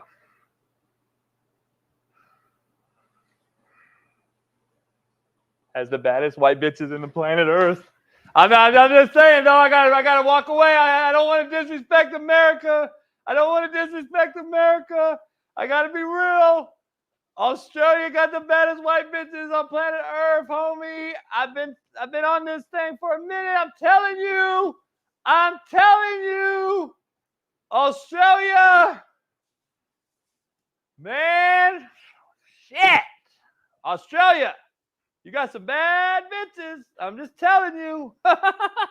Is that them right here on the screen, JB? Is that them on the screen? Yeah, that ain't shit either, Smitty. I'm just telling you, that ain't even close. The all black is sensational.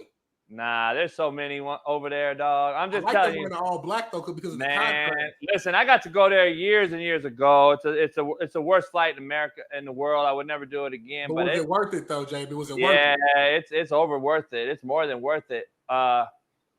Did you get some while you was out there? Well, I went there for that. Oh, you went there for that? Yeah, I'm trying to bring one out here. I'm gonna be honest. So that's what you've been doing on the phone the whole time. JB, is there a way that we can like? No, I haven't been doing that on the phone at all. Can we do a Coach JB show, Big Smitty in Australia? Nah, I ain't going back. It's too far. One more time for the hood? Nah, it's too far. You can come back now though, because we need a black face on here, because I want to show you these white girls real quick with a brother on the stage.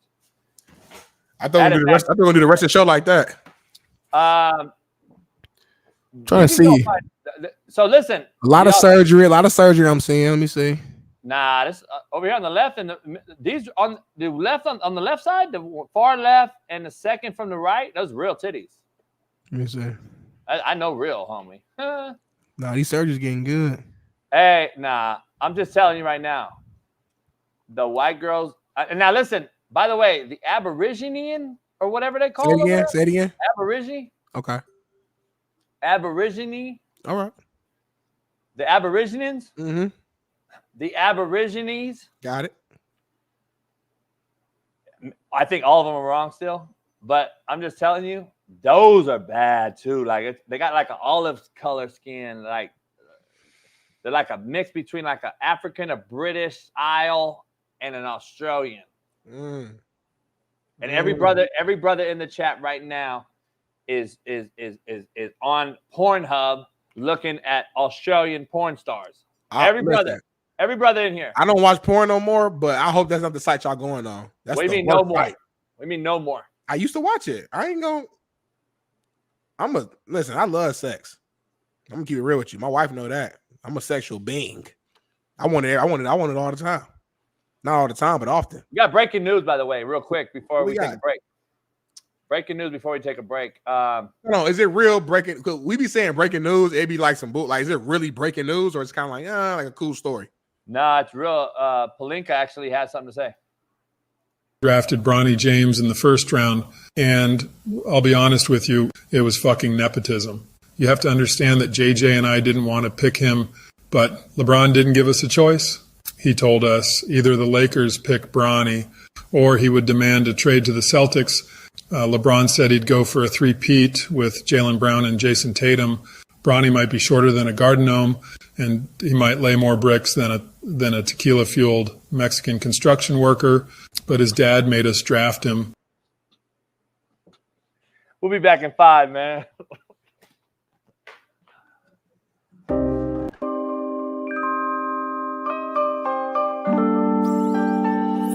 Luka has more points than the entire fucking T-Wolves team in the first quarter, and he starts off like he starts off, and we don't do anything. We don't throw a double at him. We don't close out. We don't put a face in. We don't meet him. If he's shooting from half court, homie, meet him at half court. Why are we sagging in the This guy's 4 fucking threes in the first 3 minutes, and we aren't even addressing him at the top of the line. He hits a 5th one. JB, there was nothing you can do to stop him at that point, JB. Yes, you brought him up. You brought him up close. He blows past you. You step. He don't blow past face. Nobody. Man, he don't blow past nobody. Come on, you act like this motherfucker's Jordan. Come on, homie. You act like Luka don't get past people and don't get to the rim. First of all, how about this, Vinny? You don't have to be fast to do that, JB. You play basketball. Don't tell me. Come on, you know more than that, JB. Your first step, your size, your body. Stop. You young cats that played in this and watched this current era, that when there's absolutely zero defense being played, you all think offensively that there's nothing you can do. Back in the day, yeah, you can. Yeah, you can. You know why? Because you didn't see only YouTube videos. You didn't watch great defensive teams that had pride in stopping people. Guess what it's called? Rules were different, JB. They can hand shit. You can't do that shit now. You can't do that shit. Don't worry about it. I got you. This rule hasn't changed, and it's called denial of the basketball by great effort on defense. I am going to deny the basketball from Luka Doncic when he's hit 3 threes in the first 2 minutes and 4 threes in the first 4 minutes. I'm going to deny him the ball. That is what Kobe would have did, Rodman would have did, Pippen would have did, Rip Hamilton would have did, Rasheed Wallace would have did, fucking you name it. Ron Artest would have did. So that was the answer last night. So if they denied Luka last night, the game changes. Fuck, don't you think it does? You don't think so? You don't think it would have changed? They got fucking prime time out there. You think they locking him up to the point where he just can't get the ball? No, but I'm saying, how about we try to deny him the basketball? Did you see any effort at all on defending Luka with a denial mindset? How about we deny one of these two motherfuckers? But guess what we did? We worried about Lively and fucking the other Gafford. Instead, Kyrie goes for 36. Luka goes for fucking, what did he go 36. They both had 36. 36 and 36. It just, listen, you got two superstar players, man. That's what's gonna happen. They both had bad games last game. I knew they was gonna go off. I don't understand Freddie Mac and you guys that say he's still gonna get the ball. He is. Okay, still getting the ball when the ball's inbounded to me like this, and I have to now work on trying to get and create a shot. And get off me, step back. That's Luka's specialty. Okay, versus getting the ball with no friction and I just boom. That's a fucking huge difference, homie. If I get the ball and I have nothing but 3-point line and rim, it's a lot different than I have a guy denying me and I got to get the ball and now I got to work the post. I got to generate a shot. Guess what it does? It creates more energy for me. I have to expend more energy. How much easier is this catching the ball, nothing in front of me? Snoop, and then, hey, Snoop Dogg, what's up, Snoop? Talk shit. And I get to run back down court. Nah, motherfucker. Deny me the ball. Contrary to your belief, Luka actually likes when he has friction. And I know that sounds so okay, but he's not hitting 4 threes. I know that sounds stupid. Luka he scores better when he has a body to be able to use his body to kind of you're literally proving my point, homie. You're literally I'm saying he plays better that way. I'm telling you. But you're telling me that he's going to have 4 threes in the first 3 minutes with a guy denying him in his face, rather than no friction at all. It's coming down straight rim and no effort expended. No energy expended. You're telling me that don't matter. Baby. You're telling me there's no difference. There's no difference. Come on, man. I'm just saying Luka's different, JB. You can blame defense. You can blame coaching. You can say coaches are soft. You can say players are soft. Players don't show effort. It's hard to watch. Say what you want. Some players are just different, and Luka Doncic is that guy. Make great players earn it. That's all I'm telling you. Make great players earn it. They didn't make great player earn it last night. This motherfucker was on rhythm, hitting shots in rhythm. You let him hit 4 in a row without any friction or any change up on defense. It seemed like the T-Wolves had a different game plan every game versus what they did in Denver. They had a different plan, which hurt their defense, and it got worse and worse and worse from the first 2 games in Denver. The first 2 games in Denver was one of the best defensive efforts I've ever seen in the NBA playoff run. That's what's crazy.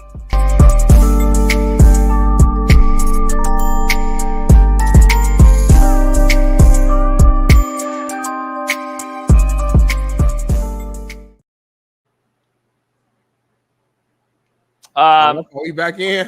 Hey, our little music, we be jamming almost during our commercial breaks, man. I ain't gonna lie to you. Shout out to everybody, man. We got 11,000 people almost in here overall from Twitter. Yeah, shout out to me and my followers, man, kind of leading the show. 6,800 of those is coming from my Twitter page alone. So without my Twitter page, if I was to deactivate my Twitter page right now, half the show would just go away. You know what I'm saying? So, and if I went back in time and didn't retweet your page, which I'll do Monday, I won't retweet your page, and we'll see what we have, and then, we can talk about it. Let's bring in. We got Shaun King to jump in. The left-hand assassin, quarterback, we got Shaun King jumping in here. We got a lot to discuss about with Shaun King. Shaun King, the Lakers drafted Bronny. Shaun, what's going on, Mr. King? How you feeling? I'm feeling good. Can I get some straightening? Hey, Smitty, we don't use words like I and me. We use words like we and us. Okay. He don't know that, Shaun. Hold on, nah, JB, stop. Coached, no, time. He never coached, Shaun. Hold on, Smitty. No. Nope. I'm not gonna let you go. I'm gonna go first. JB always talks about how he carries his show on his back. The show wouldn't be shit without him. I'm carrying the load. I'm doing it. So yeah, I'm gonna talk my shit a little bit today too. Hey, what did Drake say his mama told him? When they go low, we go high. Did Drake say that, or did I thought that was Michelle Obama? No, remember, maybe she was quoting Michelle Obama, but Drake had on one of his albums. Shout out to Drake. Come back, Shaun, Shaun, he don't know. He don't know it's about us. It's not about me. It ain't about me. It's about us. He don't know because he never led men, Shaun. But the title of the show is the Coach JB Show, and like 100 caps with Big Smitty and 30 cap, but it's us. Make it make sense, homie. Hey, Shaun. Put my name first, then, homie. Hey, Shaun. Hey, Shaun, you could be the Pat McAfee Show and not have another motherfucking name on it. I'm just saying. It can't be that, though. It can't be that. It can't be that on this one. It can't be that on this one. Hey, Smitty, never forget, they thought James Worthy would be the all-time great player on that UNC basketball team. I don't know what that means, but I got you. Because Worthy played with Jordan and Kenny Smith and Sam Perkins. Sam Perkins. Kenny Smith. Yeah, all the motherfuckers. So I know. Using that analogy, who's the James Worthy and who's the Michael Jordan of this show? I don't know. I'm just saying. I don't know. I guess we got to keep hooping and find out, Shaun. Huh? Right. I'm not. I don't tell the future. By the Let's way, keep hooping. Let's keep hooping and see. Bronny James will be an all-star. Huh? Hold on. Time out. Rewind. He said, I can't read the future. And they said, Bronny James will be an all-star. Please tell us why. Well, let's be honest. Peyton Pritchard has had success in the National Basketball Association. TJ McConnell has had success. Mike Conley. Like, everybody that's successful in the NBA is not 6'8" and up. Mike Conley was a baller. He's from Indianapolis. I watched him play his whole. He's a baller. My point being, Mike Conley's 6 foot. Bronny's a little bit. So I'm just doing size comparisons right now. I like where you're going with it. Go ahead. Right. If you're honest, he's not great at everything, but he's also not really deficient. If you go watch the McDonald's All-American game, he shot the lights out the ball. He can shoot the three. The kid damn near died in training camp for the USC basketball season. Come back to a dysfunctional situation. Okay, maybe he's just like his dad. His dad wasn't an alpha male and assertive player at his age either. Remember, that's what everybody used to say about Bron. He don't have that killer in him that MJ and them had. Bronny's his son. He kind of the same way. I think the thing that's going to make him successful, it matters to him. He looks like a kid that works his butt off, and it matters that when this is all said and done, that people look at him like a legit NBA basketball player, not just Bron's son. And I think he's going to work his way into being a legit player in this league. I really do. I'm embellishing a little bit with the All-Star game thing, but I brought up the Peyton Richards and TJ McConnells because I think he'll be that level player. That's his floor, in my opinion. I'm not mad about that. That's a good take. And like you said, we really don't know. Like, let's all be real, regardless of what side we on. Bronny's going to be a lot better. We have not seen the max level of whoever Bronny's going to be. He played 1 year and not even a full season because of what you alluded to, Shaun. He had a serious heart situation to where he didn't join the team and start playing, I think, until January, and his role was limited. So, yeah, we point out the stats and numbers, and I've done it before in the past as well.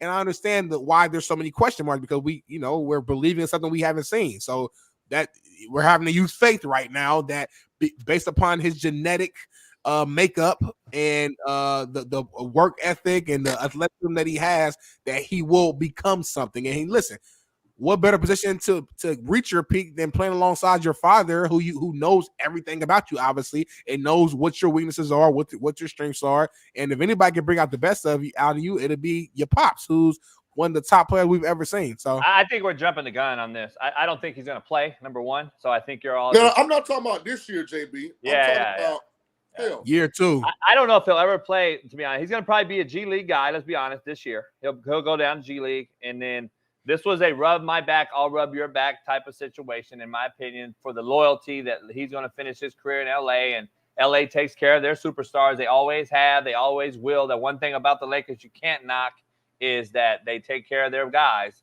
And this is that. And I started the show off, Shaun, in uncanny fashion saying I would die to have a beer with my dad right now. He passed away in 2005. I would never knock a dude getting to play with his son in a professional sport on I don't care if it's tennis, golf, whatever. I just think that it's an awesome deal to see it. Now, having said that, I don't agree with the pick I wouldn't do it. The Lakers are struggling. But again, to your take, I started the show. Who the fuck are you going to get at 55 that's going to make the Lakers better? And they did the right thing. They took a guy that's older that can help them right away at 17 and Dalton. They got that pick right. They got that pick right. Yeah. But I'd rather sell Bronny to the Laker fans than be a Hawks fan. And you tell me that some kid that averaged 10 points and 3 rebounds in France last year is the number 1 pick in the draft. Yeah. Like Risa Shea, I mean, that's just as big of a projection as Bronny, in my opinion. Hell, he went first. But he played in a pro level in France compared to college at USC. That's a night and day. It's night and day. He averaged 10 points and at a pro level though. In France, the French league not as good as the NBA. I mean, Wemby was out there averaging 19 at that, or whatever he averaged. He probably more than that, but he was in the French league, and we see what Wemby is. But again, this draft was weak. We all gonna agree to that, and at least weak on paper. We don't know what they're gonna become. And before we change subjects, I do want to put this factoid on it. Factoid, I love it. Yes, the children of former NBA players have actually done really well in the National Basketball Association. You can go back to Dunleavy, you can go back to Horace Grant's sons, Gary Payton's son, Kobe. Kobe, who's dad Jelly Bean, Tim Hardaway's son. Like, you got Gilbert Arenas, Carmelo. Like, it's a whole bunch of really good basketball players, and the sons of basketball. The Boozer's kids about to be really good. Yeah. So, like, historically, this has been like a move that's panned out. These guys have overachieved. They draft selection. Clay Thompson. Yeah, you're right. That's a good point, Ari. There's a lot of them now. You really think about it. A lot of guys, fathers played in the league before them. So, again, I'm actually rooting for him. I said it multiple times on previous shows. I said, Bronny hasn't done anything wrong, in my opinion. Like, he hasn't done nothing wrong. He hasn't said the wrong things. He comes off as a really good kid.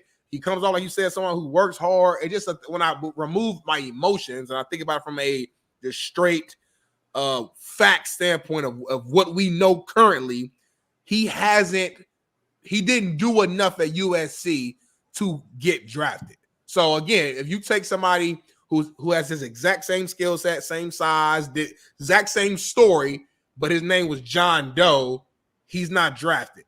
And I think we can all agree to that. I don't agree with that. I don't. Last year, Shaden Sharp got drafted. He didn't play a game at Kentucky.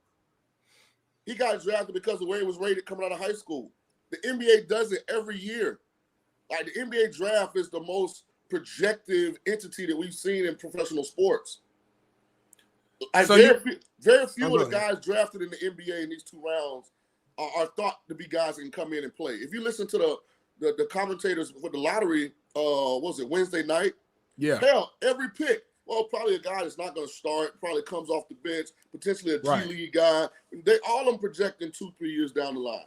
Here's why I disagree, and we'll move on real quick. I disagree. If it wasn't his son, he wouldn't even been in the draft, and he would be back in college. So that's why I disagree. That's the only take I have. Like, if he wasn't LeBron's son, he would have went back to college, or he would have transferred, and he would have been at Akron or some shit like that and playing again, and we would never know. Because, Shaun, all three of them, we all played college ball, obviously. Like, there's no way in hell if LeBron's not my daddy. Again, I'm John Doe, and I had this exact same season. I had the heart condition. Everything's the same, right?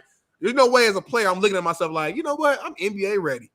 Because I'm just not though. Like, I just didn't do enough at USC, and I was a pretty big recruit out of high school, but I wasn't like the guy out of high school like some of these other guys are. You know, Kyrie Irving is a guy that played 2 games at Duke. He got hurt and he got drafted because we saw what he was in high school. We saw what type of talent he was. It was generational. It was different.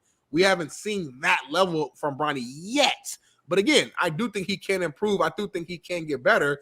I'm just saying that, like, in my honest opinion, if his name was John Doe, I don't think he gets drafted. But I don't care because, again, like I said earlier, as Black folks in our community, we need to get more comfortable with nepotism. We need to get more comfortable with giving back to our kids because at the end of the day, that's why you grind. That's why you bust your ass as a man, in my opinion, to you go through the struggle so that your sons, your daughters don't have to go through that same struggle. I don't have no kids yet, but when I do have kids, you better best believe that they're not going to go through the same exact battles I went to. If they do, to me, I failed as a parent. That's my opinion. The race card shit gets played out to me because I'm arguing with my OG homies, all brothers, and last night because they're blasting out LeBron James nepotism by definition, and these are OG homies that I know from the hood. Like, nepotism. This is why. Lakers, fuck, I'm a Laker. And these are diehard Laker fans, and they just hate the move. They hate all this shit that's going on with LeBron. They hate LeBron. They're true Kobe and Magic Johnson fans. You know, these are OG Laker LA guys. And we get into an argument last night because they're blasting the nepotism thing, which I always talk about on this show. But you got to talk about the white boys that are nepotism leaders. Jerry Jones and his whole family are with the Cowboys. Al Davis left the fucking Raiders to his son. Belichick's 2 coaches. You can't tell me there's not a better black coach that can coach fucking all black DBs in the NFL than Belichick's white son. They fuck out of here. Like that's what I don't. Yeah, Shanahan. I'm just saying, people got to keep it real. It ain't about race. It ain't about race. It's about real. And like, come on, man. This is a black dude talking about a black dude and his family, and I'm the white dude talking about, hold up, nepotism has been around for a long goddamn time. Just look at the NFL, the NBA, and everything from Donald Sterling to fucking everybody else. This has been a nepotism rant. The only reason why I bring up race is because, again, I'm saying that I've seen a lot of just posts online of just like, I just know over time, like black people, in my experiences, we always share the struggle story. Like, I got out the mud, I made it from this to that. And of course, it's a beautiful story when you do make it out of that. I was one of those guys who made it out of that. But we also need to praise the guys who, okay, once you made it out the mud and you've put yourself in a great position, now your kid is being privileged because of what you did. Like, let's share that too. I just oftentimes I'm seeing online and people just, in conversations like, oh, that kid didn't bust his ass. People in the chat, Bronny didn't work hard. He ain't crying. He ain't. Which couldn't be farther from the truth. Bronny's gotten better every year. And here's why it's such a hot topic, JB, because Bron's care quotient is really high. Like, people care when it involves LeBron. Like, they're involved, they're invested in it. And it's crazy because he's one of the few athletes that really has not ever gotten into anything off the court that still has the amount of hate that some other athletes do that have. I don't want to cut you off, but I'm going to tell you, there's an equation that people won't bring up, and we're going to have to move on. Luke Walton would not be who Luke Walton was if it wasn't for his daddy. Oh, 100%. No, don't make no mistake about it. This is literally the same type of thing. Luke Walton, or Bill Walton at his time and his peak, was very close to like what LeBron would be now without social media back then. Like, this is what Bill Walton was, the motherfucker. Like, people don't realize how dominant of a dude this was in college, pros. He got hurt, but his son wouldn't be. Luke Walton wasn't going to be the head coach for the Lakers. Right, he wasn't going to be the head coach for Golden State as a sit-in. He wasn't going to be the fucking player. He was a decent player at Arizona. He was better than Bronny in college, no doubt. But like, let's be honest, he ain't fucking the guy. Let's move on, Shaun. Smitty, go ahead. We got some football talk to get into. Yes, sir, we do. We got some football talk, man. We're going to start off in Carolina with the Panthers. Panthers head coach Dave Canales, who I think JB personally, if I'm not mistaken, says nobody throws a prettier ball than Geno Smith, as Michael Lombardi goes on the Pat McAfee show and explains the Seahawks' struggling offensive line and struggling defense, and saying hopefully it'll be improved this season under Mike McDonald. I guess my question for you guys is, as the quarterback gurus of the show, how will Geno Smith and the Seahawks fare under new head coach Mike McDonald? Well, first of all, he didn't tell no lies. If you show up at your neighborhood park and Geno Smith's out there in shorts, he can spin it.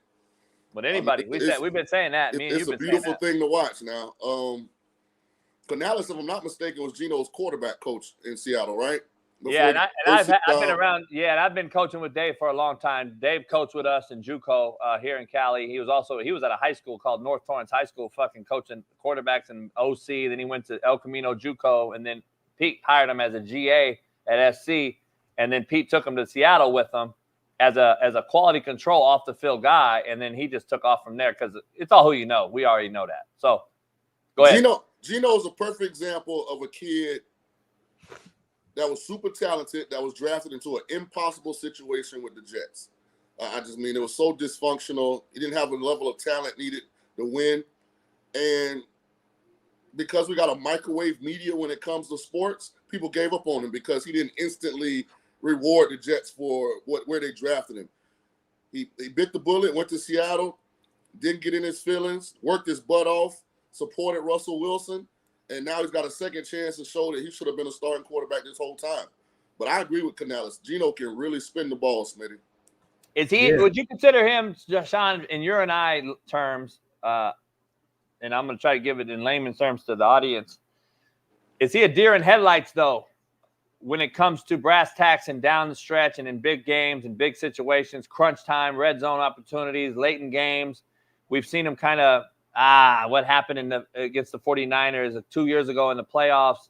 It was a game at halftime, second half. He comes out, throws a pick to the flat defender on an easy flat curl read. And I'm just like, you can't make those throws and be elite. Is he a deer in headlights in your eyes, or is he just a product of lack of experience? Because we really be honest, he hasn't been a starter in the NFL for very long. Let's just be real. He can make throws like this, though. He can make throws like this, which is like, oh, fuck. Nobody can do that. But then he's a deer in headlights. I was going to say, I don't know if we got a big enough sample size to really tell. Because, I mean, last year was his first time being the full-time starter since the Jets. And I think he was only starting Jets 2 years, if I'm mistaken. But there are times when I think he feels the rush more than he should for as long as he's been in the league. But then some of these throws, you see him sitting in the pocket dropping dimes. So maybe it's just about being more consistent. I do agree with Canales that the Seahawks O-line, although talented, they've got 2 young kids they drafted high that they like a lot. But it was inconsistent. Yeah, I agree. No doubt. Yeah, I agree. I mean, it'll be interesting to see, like you said. I mean, year one, new head coach. It's first year of him ever being a head coach. Obviously, you had the legend Pete Carroll's been there for so long, and we all have so much respect for. But sometimes it's not even a matter of like, oh, I'm a bad coach, he needs to be fired. No, it's not that. Sometimes you just need a new energy. It has nothing to do with who the previous guy was. So maybe this new energy, in the room could be just, the trigger that's necessary, that's needed to get Geno back on track, to get the Seahawks back on track. Because they still have a pretty good roster when I look overall of what they are. I think last year was a little bit of a down year compared to how they played 2 seasons ago. So who's to say that they won't bounce back this year and really compete, over there. Here's my take. I'm not a believer in McDonald. I think he backhand slap in the face to Pete Carroll, who won the Super Bowl there, went to 2, who resurrected that organization. And I know this to be fact, taking his trophies out, taking all the memorabilia, taking all the pictures, taking the Legion of Boom trophy and memorabilia down. I get putting your stamp on the office. I get making it your new baby, your philosophy, your culture. But like when I leave a head job and I go on and move on, Shaun, I don't take the game film with me. I don't take the bowl trophy with me. That's a college. That's a university thing. That's a thing that we accomplished as a whole. You can't dismiss that. Like that's a slap in the face to me. I'm not a believer in him yet. He's gonna have to make me a believer. And then being a defensive guy, Shaun, I don't believe they have the defensive personnel to be good enough to help Geno on offense. And you and I know what I'm talking about. You're gonna have to have some very, very inopportune or opportune moments that makes it easy on you as a quarterback to win games that you're probably not supposed to win. So I don't know if they're good enough talent-wise on defense to get him over the hump. But that to be said, let's move on, Shaun. Real quick, Smitty, I know you got some other stuff about this whole thing. And that's all good. Do your thing. You good? No, you're good. No, I'm good. All right, bet. So next up, man, next topic, Bailey, I want to move on. We have a NFL's highest paid players at each position currently right here, man. I just thought this was an interesting graphic to really look and just visualize the highest paid cats in this league, man. Does anything, I guess my initial question is, does any player, anything stick out when you look at this? Is there anybody where you're like, damn, like this guy, I wouldn't think that this guy would be the highest paid representative? Or do you think this all looks kind of normal and looks fair to you? Trevor Lawrence. That's the one guy, right? I agree, 100%. Jacksonville don't have any balls to do what Miami's doing. Yeah. Like if I'm an organization, I'm not paying Trevor Lawrence just because of sequencing. Like if he would have signed this deal before Herbert, Burrow, Lamar, all those guys redid their deals, he wouldn't have gotten the amount he got. And so Miami's telling Tua, we don't give a damn what the market doing. You ain't worth that. So you play hard. I would have did Trevor the same way. Trevor hadn't played at Joe Burrow level. He hadn't played better than Herbert. Like, I know they beat them in the playoffs, but I mean, come on, man. That's probably the only one on the list. Everybody else is a flat baller. Yeah, that's true, man. And the one thing that I guess stands out for me is that just looking at each position group, right? I think every position group outside of quarterback, I feel like they get it right. You know, you see the guy who's either, I guess, globally or nationally kind of considered the best player in the league, or could be considered the best player at their position, being the highest paid. You look at Travis Kelce. Like, a lot of people say he's still the best tight end in the league. No question. We're cool with that. Christian McCaffrey. Some people say he's the best running back in the league. If you say that, cool. No, there's no argument there. The lot he's played. Roquan Smith. The list goes on and on. But quarterback is the one position where we've talked about it before. You get paid for the position and not because of your talent and your production. And I just wish that, I understand the importance of the quarterback position. I just wish that they would keep it kind of even across every single position. Like, you eat what you kill. You earn what you produce. And I think they get it right at every other position outside of QB. It's a one position where it's like you just get paid because of what you play. Hey, before I get out of here, you know what's going to be fascinating? When Christian McCaffrey is up for an extension. I don't think basically the league has said we're not paying the running back. Yeah. I'm going to be fascinated when McCaffrey comes up. You know what's going to be fascinating to me? First of all, I think personally, this is me, and I might be biased, but I'm just going off results and what he does for his team. I think Max Crosby is single-handedly the best defensive player in NFL, period. And I think he's well more deserving than Bosa. I mean, I'm being honest. That's just my opinion. He's there every game. He plays through everything. And what he does for that team in many more ways than just get sacks and disrupt tackles and quarterbacks, I think he's the best defensive player in football, and I think he'll be the highest paid defensive player ever because of what his brand is doing right now. I think it matters, and his brand is he's doing a hell of a job with what he's doing, and his brand is taking off. I'm going to get him on the show here next week, hopefully. His brand is taking off like this. I think he'll be the highest paid defensive player when it's all said and done, which will be very interesting. I think him and Chris McCaffrey are very interesting guys to watch, for sure. So Crosby just signed a 4-year, $94 million deal. So what's that, 24 a year, something like that? Yeah, something like that, ballpark. I think he got a big signing bonus, though, didn't he? Sure he did. He's a baller, man. The thing I like about him is his effort. Like, signing, 53 guaranteed. Yeah, so he's set for life. Hopefully he's set for life. And I love it because he's just a hustler, man. You could tell he came from the MAC. You know what I'm saying? Obviously, I'm biased. You know, I play Eastern Michigan every single year, but like, I just think the way he plays on the football field is like, he don't play like he a superstar. You know, like he play out there like he's a guy trying to make the team still. I got an honest question for you, and I'm not like poking jokes at you. When you go to a MAC school, do you feel like you played college football? Just because y'all play all those weekday games. Like, y'all be playing on Tuesday, Wednesday, like Monday at lunchtime.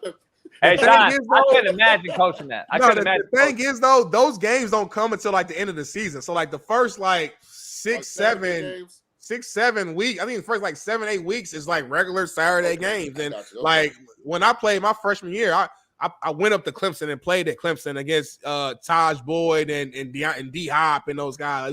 We went and played USF. We played. So yeah, I very much still feels the exact same way. I mean, again, I didn't play in SEC, so I'm not gonna say the exact same way, but I'm saying if 100% feels like I played college football. 1,000%. Not anymore though. They start right out the gate on Tuesday, Wednesday. They play every day of the fucking week. It's hard to watch. I couldn't imagine Shaun coaching that and prepping that shit because you're prepping Saturday and Sunday. And the reason I asked JB was it's like you watching Saturday games every Saturday because y'all played like Tuesday. Yeah, and it's like how do you manage and keep your kids' attention like throughout the week? You know how hard it is on a bye week.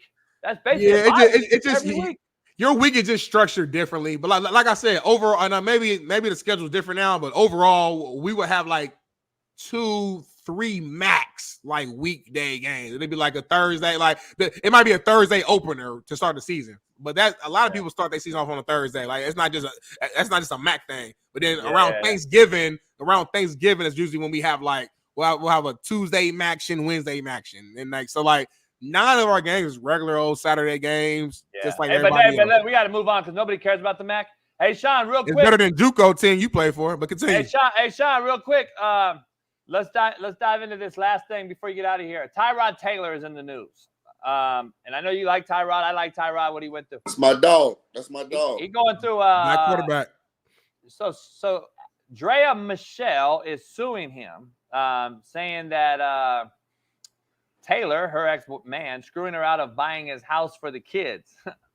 This is ironic to me, dog. It doesn't matter if you got money. So, by the way, Tyrod Taylor is not a household name. He's not some big name Patrick Mahomes money guy, all this type of shit. But he has money, and he plays in the NFL. He's a 1%er. He makes more than 99% of the rest of the world. They're going to come at you, homie. They're going to come after you. It don't matter who you are. I remember being in the club in KC with Tony Gonzalez and different cats. And cats, they knew practice squad players. And when you know what I mean by them pros, they is pros. The pros know who you are. Don't get caught up. I'm telling you. You know better than us, Shaun. Tell us. Hey, Smitty, the devil in the details, man. I didn't know reality show turned you into an actress. Like, look. Actress Drea Michelle. What damn movie Drea Michelle been in? She been in like two BET type level movies. Hey, listen, before. man. If JB get his phone and he film us playing poker and we put it out as a short film on YouTube, can we now say actor like on our Wikipedia page?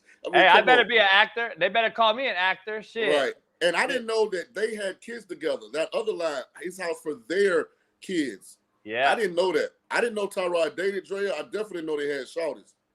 Yeah, it's interesting. She fine though. She fine. Shit, don't fuck up. I know one of her baby daddies, so I'm gonna just leave it. I'm gonna move on, keep it simple. You know one of her baby daddies? Yeah. Oh, she got multiple. Hey, come on, man. That's like a 2020 S500. It looked good till you pull up somewhere in the transmission, you find out the transmission broke. Hey, as soon as I hear you got a baby daddy, I'm out. I ain't gonna be another baby daddy. I for the life of me, and this is no offense to any of the women out there.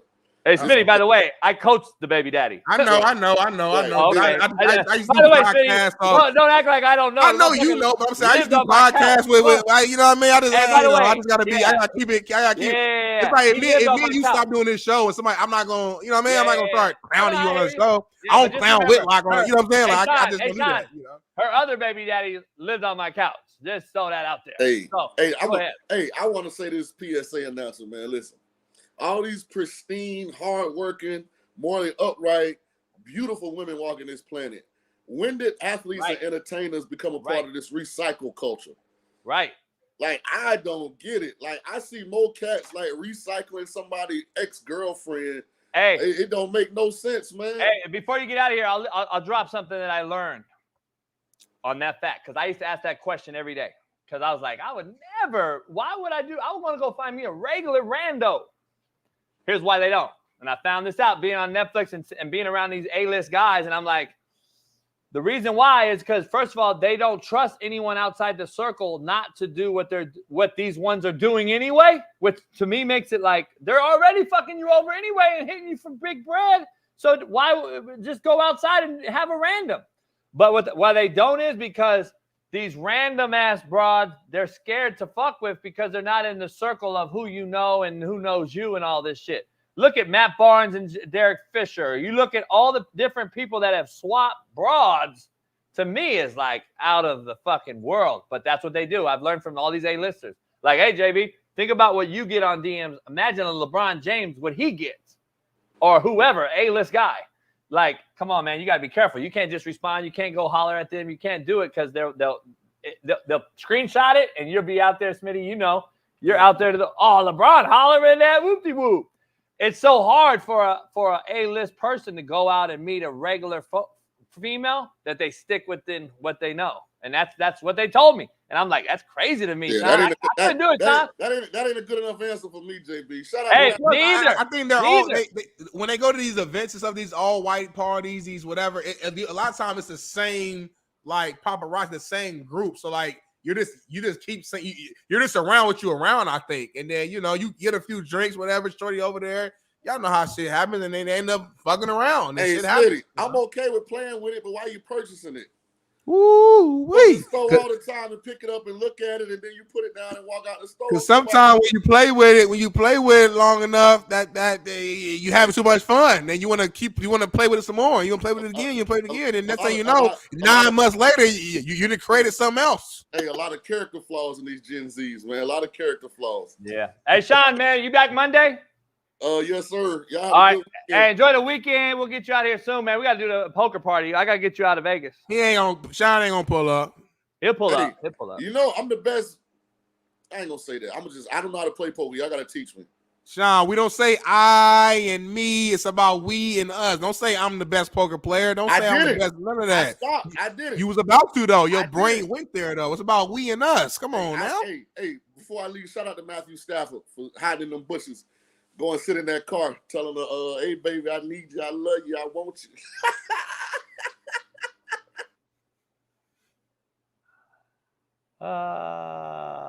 Holy shit.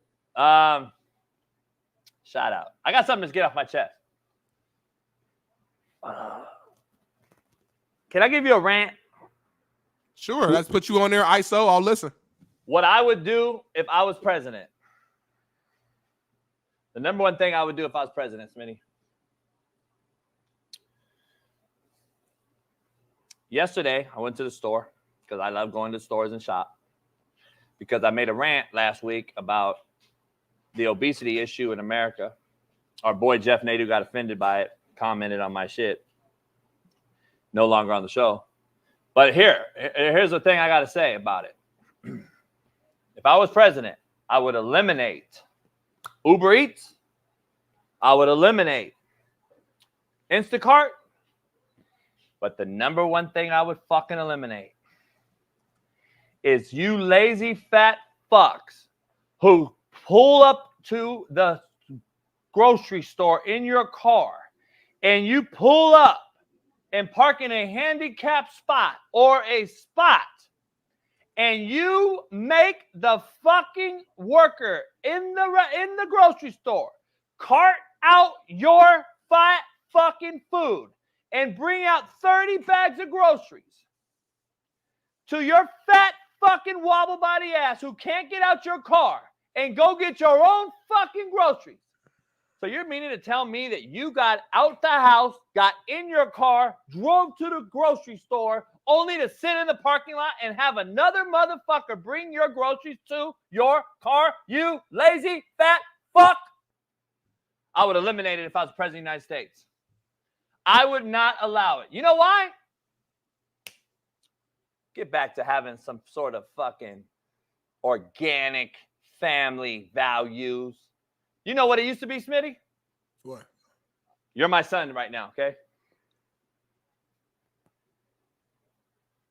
Smitty, get your ass up. Go get me some fucking milk and eggs. Go to the store and get me some milk and eggs. Go get me some milk and eggs. Breaking news. Breaking news. The Lakers dropped. Lakers did what? They must have dropped. They must have picked up somebody else on the team. So anyway, what? Hey, what's up? How you doing? Hold up, wait up. I was just going on how'd you get in here? I was just going on a fat rant about obesity and shit. And if I was the president, I wouldn't allow you to drive up to a grocery store, Jeff, and have the worker bring you 30 bags of groceries. I don't do that. I actually park pretty far away because I don't want anyone hitting my fucking car with their stupid ass car doors. So wait, but you would do Instacart though. That's let me just explain. So, for instance, I went to Atlantic City this week. I came back, right?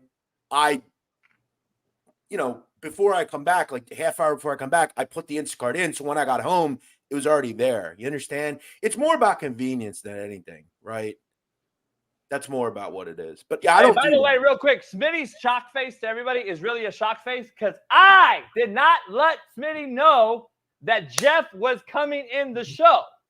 Just throwing that disclaimer out there. So Smitty's really shocked right now, and that's not a fake face, by the way.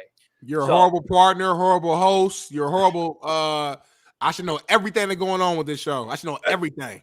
But Smitty, by the way, and this is something we do need to think about. Look at how many jobs Instacart has created. I mean, I'm not even kidding. I mean, there are a lot of people that that make money off of DoorDash, you know, whether it's like a second income or whatever. So 100%. Somebody in the chat said that. Shout out to you for saying that, because that's 100% true. I think how many there are: Uber Eats, DoorDash, Grubhub, Instacart, Amazon, whatever. Postmates, right. Regular Uber, fucking what's Uber's competitor?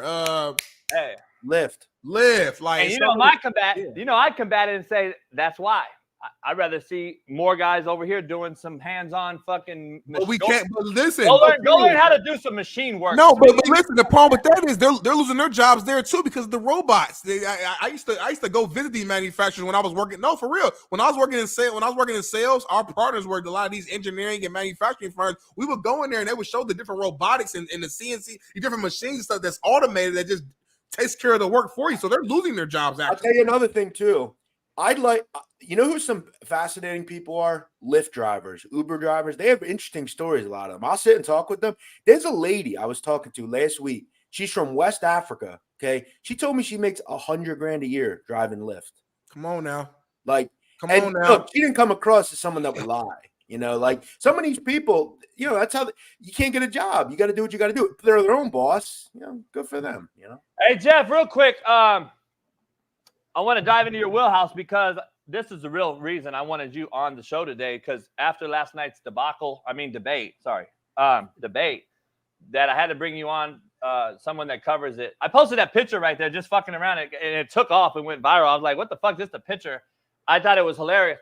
I did a few videos last night that also caught wind. It was the biggest joke in the history of mankind. And it was both parties, to be honest. But at least the guy on the left, they call the Orange Man, he didn't have a script. He was just actually, you could at least tell he was talking just off the top. I don't like how these debates are set up, because the other person always is having to defend what the last question was, and it takes up more than half the time for the new question. And these two fucking cadavers are 17,000 years old. They can't remember that shit. I think it was a setup for both. But it's a true setup for Biden. I already had a rant about it. I want to get your take. I think the Dems are going to push him out, and Gavin Newsom, who I believe is the demon of all planet Earth, will be the nominee. Well, I will say one thing. Biden was dismal, as we know. Horrific. When people like Van Jones and guys like that are Joy Reid, when they're saying it was bad, it was bad. By the way, Van Jones is another criminal who's a fucking domestic violator, but nobody wants to talk about that fuck. Well, listen, too, I will just throw this out. You make a very good point. I mean, half the time they asked Trump a question, he didn't even answer it. He just went back to like the previous question. Listen, both of these individuals are not fit to run a country. To me, Trump is the better option. And I think Marco Rubio made a good point. He was on with CNN after the debate, and he mentioned this election for most people, most regular people, is going to come down to one simple thing. Are you in a better position now or 4 years ago or 5 years ago when Donald Trump was president? I think a lot of people are going to say, I had a little bit more money, right? The border was a little bit more stable. There wasn't wars all around the world, right? And I think that's what a lot of people are just going to look at. Joe Biden destroyed himself. And I agree with you. There is no way he is on the ticket on November 5th. It was a setup. It was a setup. It will be before then. It'll be what? August, September. It was a setup. Yeah. And Van Jones doing what he did on national TV with 10, 15, 30, 50, 100 million people watching is even more of a reason why I think it was a setup. Van Jones was instructed, Jeff, to do that by the Dems and the leader, which I believe the ringleader of the deep state is Gavin Newsom. And listen, when it comes to Joe Biden, he made a good point. Going in. He made a good point. Look, Joe Biden's a nice guy, right? He's a good old guy, whatever, but he's unfit for command. Did you play the video of his wife after the thing? Walking him off? No. She goes, Joe, you did a great job.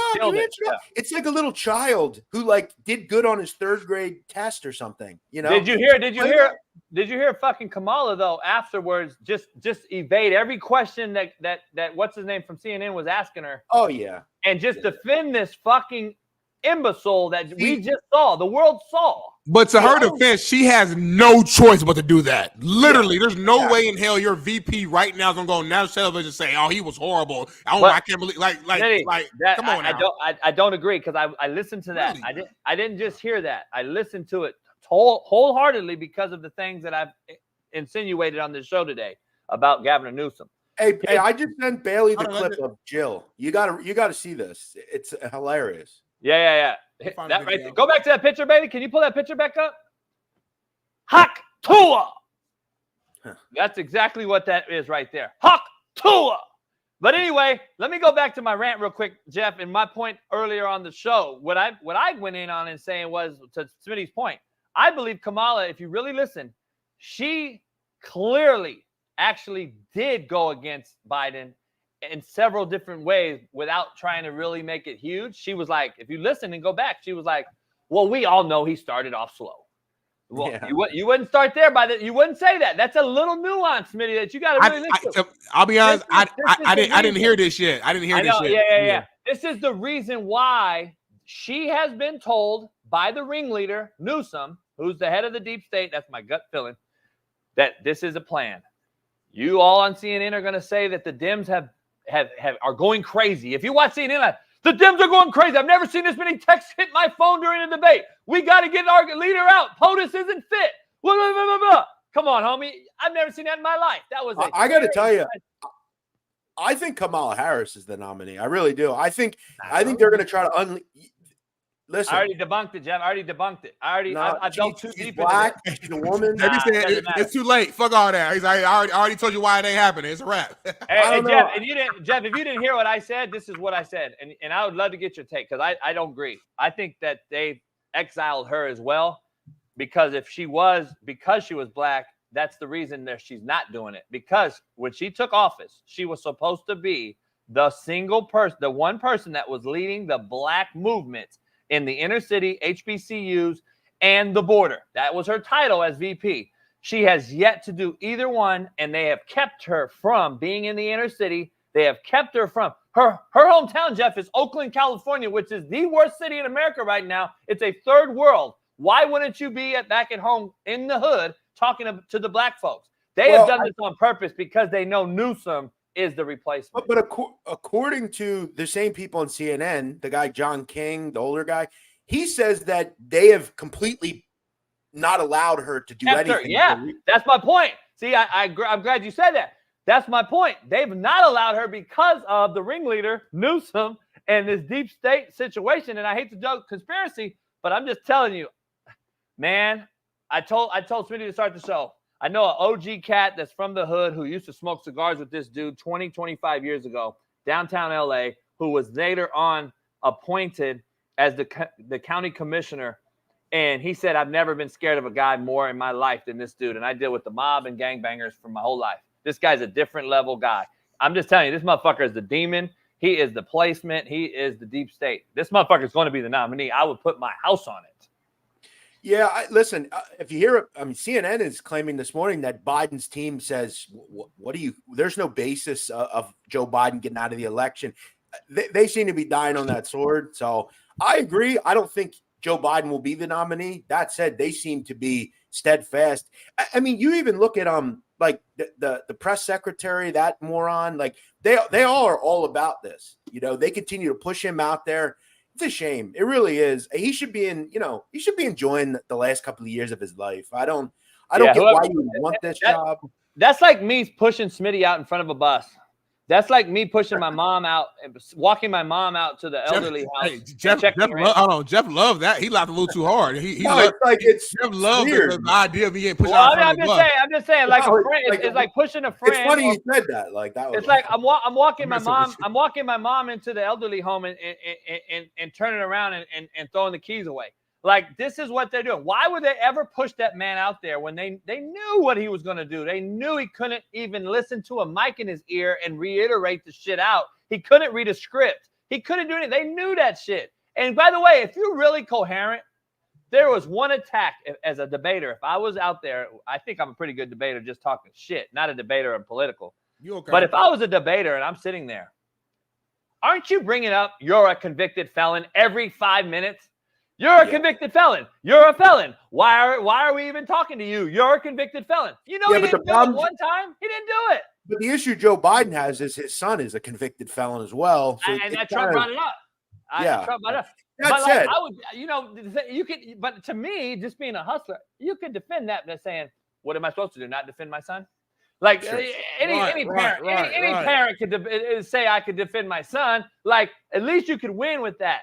Like this is unprecedented stuff on American soil. Yeah, but you the whole time I would have never called him Trump. I would have called him felon the whole fucking show. I would have been selling this motherfucker, Smitty. Like, yeah. We need a hood cat to run the office, bro. But remember, listen, Smitty, if I'm Trump though, I would be bringing up, hey, you were worth $3 million when you took office. Now you're worth 150.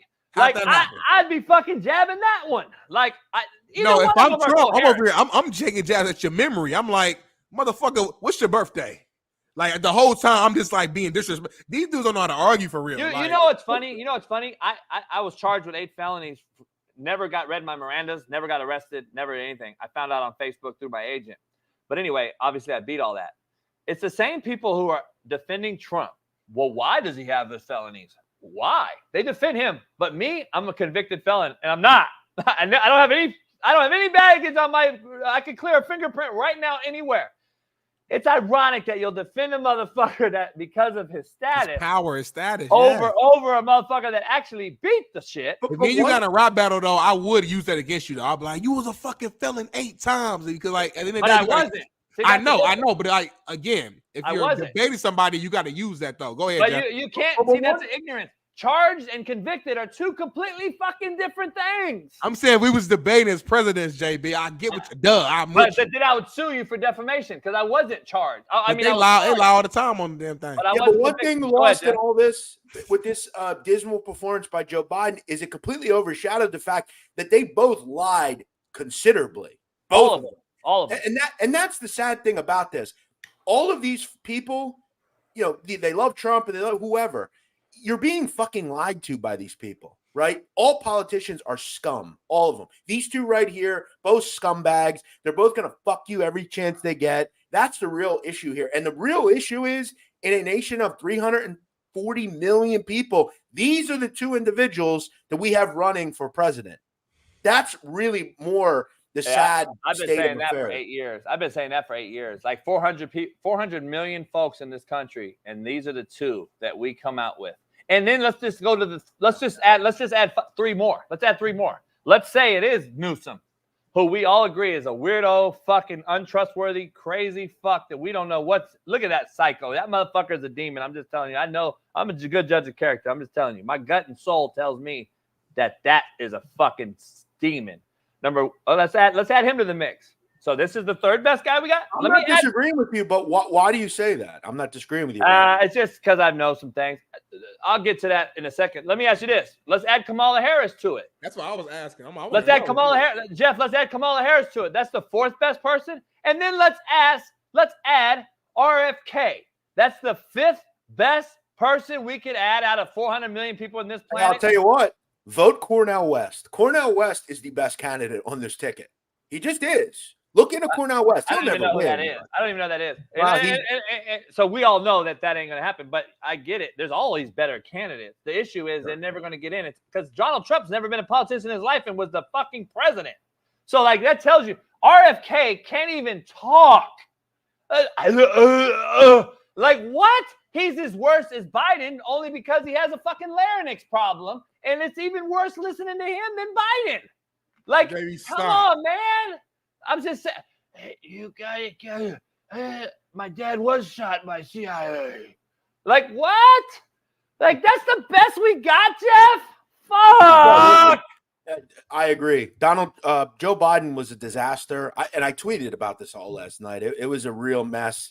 And I, as I said, pray for America if Joe Biden wins. Because no, pray for America. I'm gonna be honest, and I don't give a fuck. I'm not voting. I don't vote. If both, yeah. But pray for America if Newsom, if Kamala, if RFK. I'm just telling you, man. Because you don't, and I'm not coming at you. I'm just curious. You don't seem to have a viable option. Who would you put in there? Nobody. He's kind of made it clear, though. He made it Gotta clear. put somebody. Yeah. If you ask me that question, but out of all the people, you got to put somebody in. Okay, I'm not voting for Trump as the human. I'm voting for Trump's policies. So I would put Trump in if they ask JB, you can call the presidency, whoever you pick. I'm going to take Trump over these fucks. Now, I agree. Having said that, it's like, holy fuck, man. It's like the lesser of two evils, three evils, five evils. Like this is a sad pool of humans from what we said was the greatest country in the world, the free, the brave, the free world, all this shit. All I know is, like Smitty says all the time, our eyes work. Well, so do our pocketbooks. So do our fucking grocery store bills. So does the taxes in my state. So does the gas prices. So does everything else. The middle class in this country, I'm just saying right now, is going to be non-existent. We're going to be on the street in these big cities here very shortly because the middle class is dying. They can't survive. They can't. I know this is going to be hard to do, but think back to June 2019, 5 years ago. Okay, it was before all this stuff happened. I know for me, and I'm sure with you guys, it was probably a better state of life in this country. It just was. I mean, it wasn't as expensive. We weren't at war. I mean, the border wasn't completely wide open. And I think that's where, for me, on the side of the blue folks, they don't seem to get that. I don't get it. Like, you have violent criminals coming into America regularly now. It's not a no civilized society. I mean, guys, again, and this is a fact. This isn't like hyperbole or conjecture. Yesterday in Massachusetts, a person who R-worded a 15-year-old disabled girl in a migrant facility who was a migrant was released on a $500 bond, and no one knows where the fuck the guy is. What civilized society can operate like that? What happened over here? The two fucking illegals that raped R-worded the 12-year-old out and killed her out in the fucking back of the wood. Like this happened. All illegal immigrants, people that. By the way, Smitty, I'm gonna text you later, Smitty, where it was. But just so you know, last night in Inglewood, my homeboy's house was fucking robbed by two immigrants. And the only way that he found out, guess why? He's a bouncer and was pulling home at 2:30, 3 o'clock in the morning after the shift. And these motherfuckers was trying to get in. He caught him, and he's concealed carry. He had a strap on him, and they ran. And they were speaking a language he said he never heard. And it sounded like Middle Eastern. Hey, Smitty. I'm telling you, it's happening all over right now. In San Diego's it's happening. It's happening in Chicago. It's happening everywhere right now. You know what they do to thieves and home burglars in Mexico, Smitty? Cut off their fucking head and put it in a cooler. That'll teach you not to fucking steal from people. That's where we need to get back to. We need punishment for people. A lot of places do that. Like, of course. Cut off someone's hands. Listen, you have to rule. I'm not saying out of fear, but you have to rule in if you do something bad, you are going to be prosecuted. You cannot embolden people, right? That's what we are allowing. We're allowing emboldening people to come to neighborhoods they don't live in and burglarize people. Hey, let me ask you, Smitty, I don't know what your time is. We go a few minutes past, but let me ask you. I'll probably go 10 minutes max. All right, you go 12 then. So here's the thing. It's only 9 now, motherfucker. Who does Trump pick as his VP? Seems to be a big issue out here, and everyone's like, oh, there's no one wanting to run with him because he's an alpha and he's a dictator and he fires people. I would actually want to be with that person over a guy that don't fire nobody and lets our border just fucking be invaded and lets our fucking oil money be pulled in here from California, which, by the way, California has oil like crazy, and we're not even using it to make money. We're outsourcing it. And I'm like, what the fuck are we doing? So I'm trying to figure out who is his VP, though. Mm-hmm. And that is going to be critical as we talk this politics today on a sports show. This is why I want to know, like, who's going to be his VP? It ain't going to be fucking Pence. Obviously, they had it fucking a fallout, and I don't like him anyway. But who's going to be VP? I would Vivek, the Hamas guy? No. I would go, if it's me, probably Marco Rubio, but I'm not sure. Supposedly it's down to Marco Rubio and that guy JD Vance. That said, Tim Scott, I mean, I think Trump will try to appeal to blacks through Tim Scott, which again, I mean, Tim Scott is Yeah. Hey, what's up with that guy in Pennsylvania, that Democrat guy, or the Democrat that wears like street clothes and he John had like Fetterman.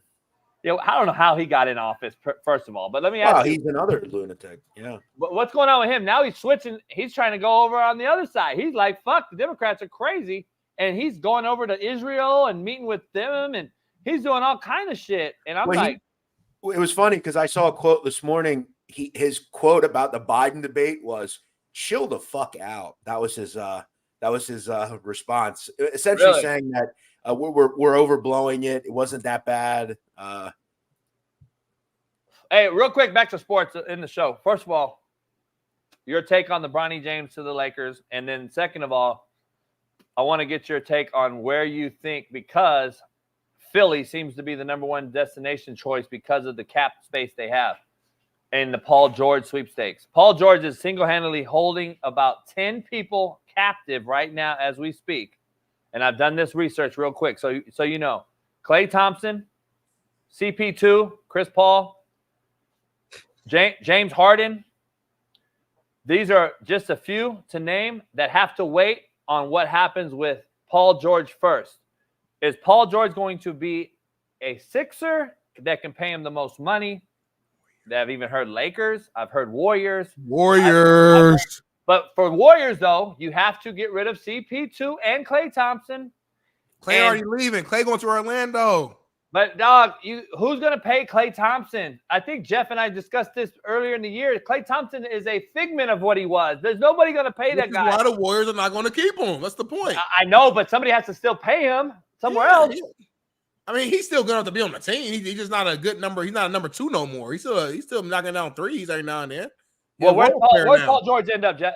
In your opinion, where did he get up for you guys? That, and then don't forget the Bronny take too, and then we'll move on. We'll close it out. Well, he'll surely end in being Philadelphia, because Philadelphia generally brings in losers who can't win anything, and they generally do everything wrong than what they should do.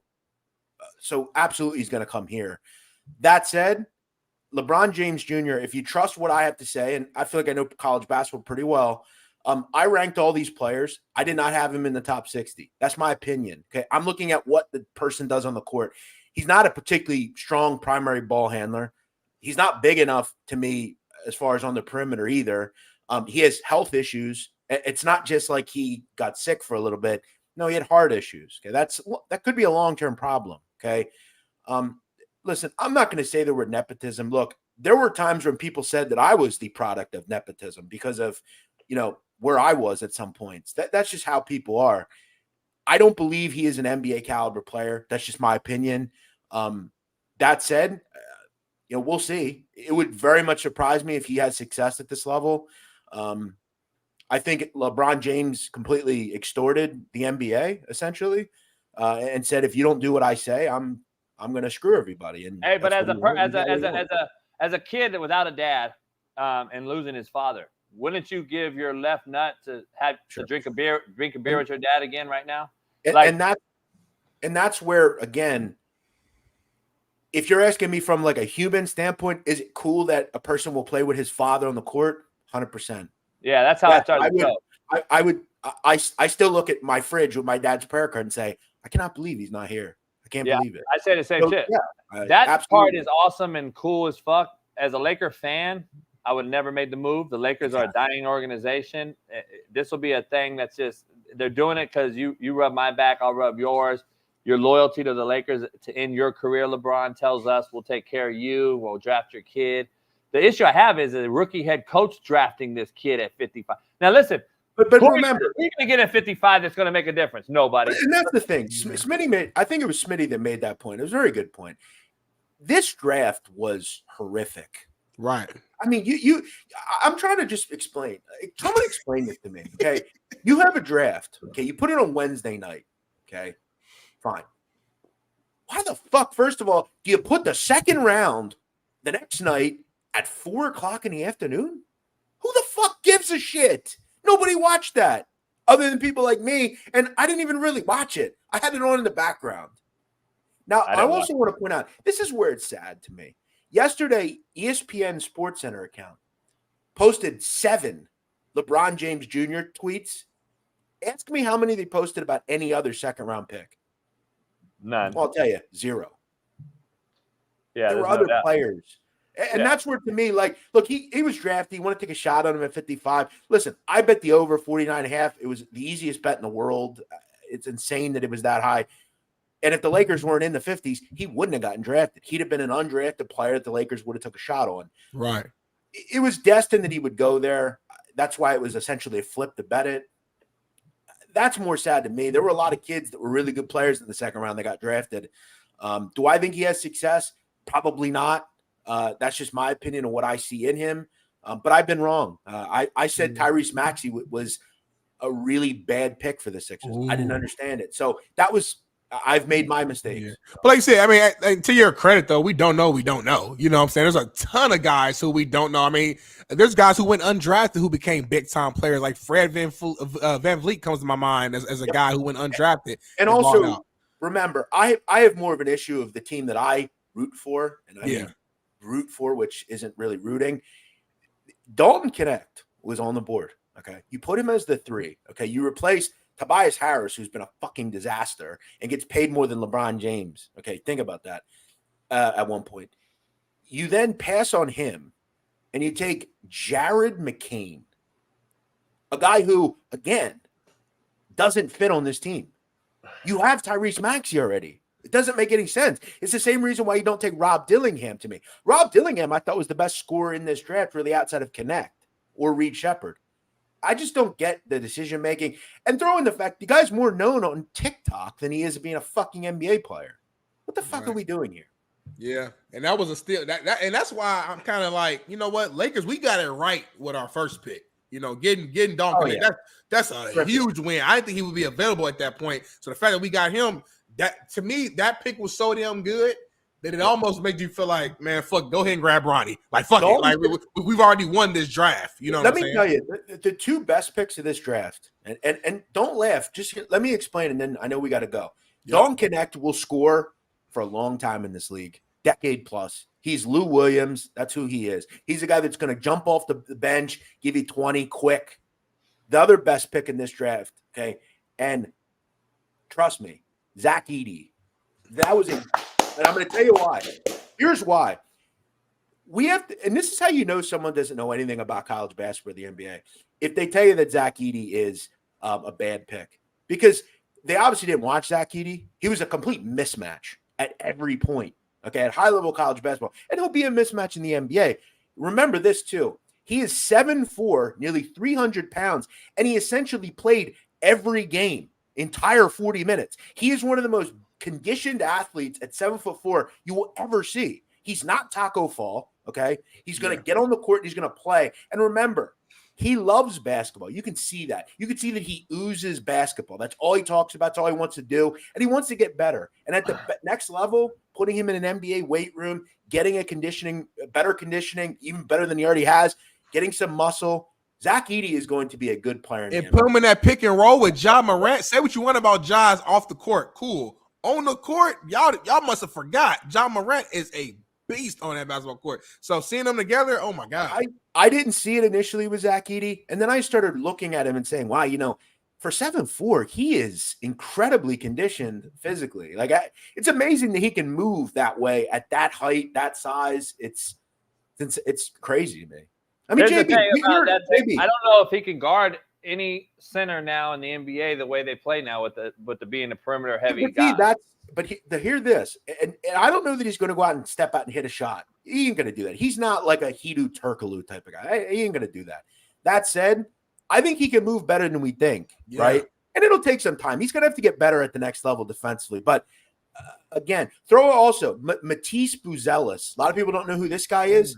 That is a good selection as well. I think Portland took him. He is a Hedo Turkoglu type. Go out in the perimeter, hit a shot. He's also from America. He's Lithuanian, from America. He's not one of these Euro kids. He's a guy I like as well. I know we got to go, though. Yeah, it's going to be interesting. We'll see. I don't know. This draft was the worst I've ever seen. That just is what it is. But did you watch the second round at all? No.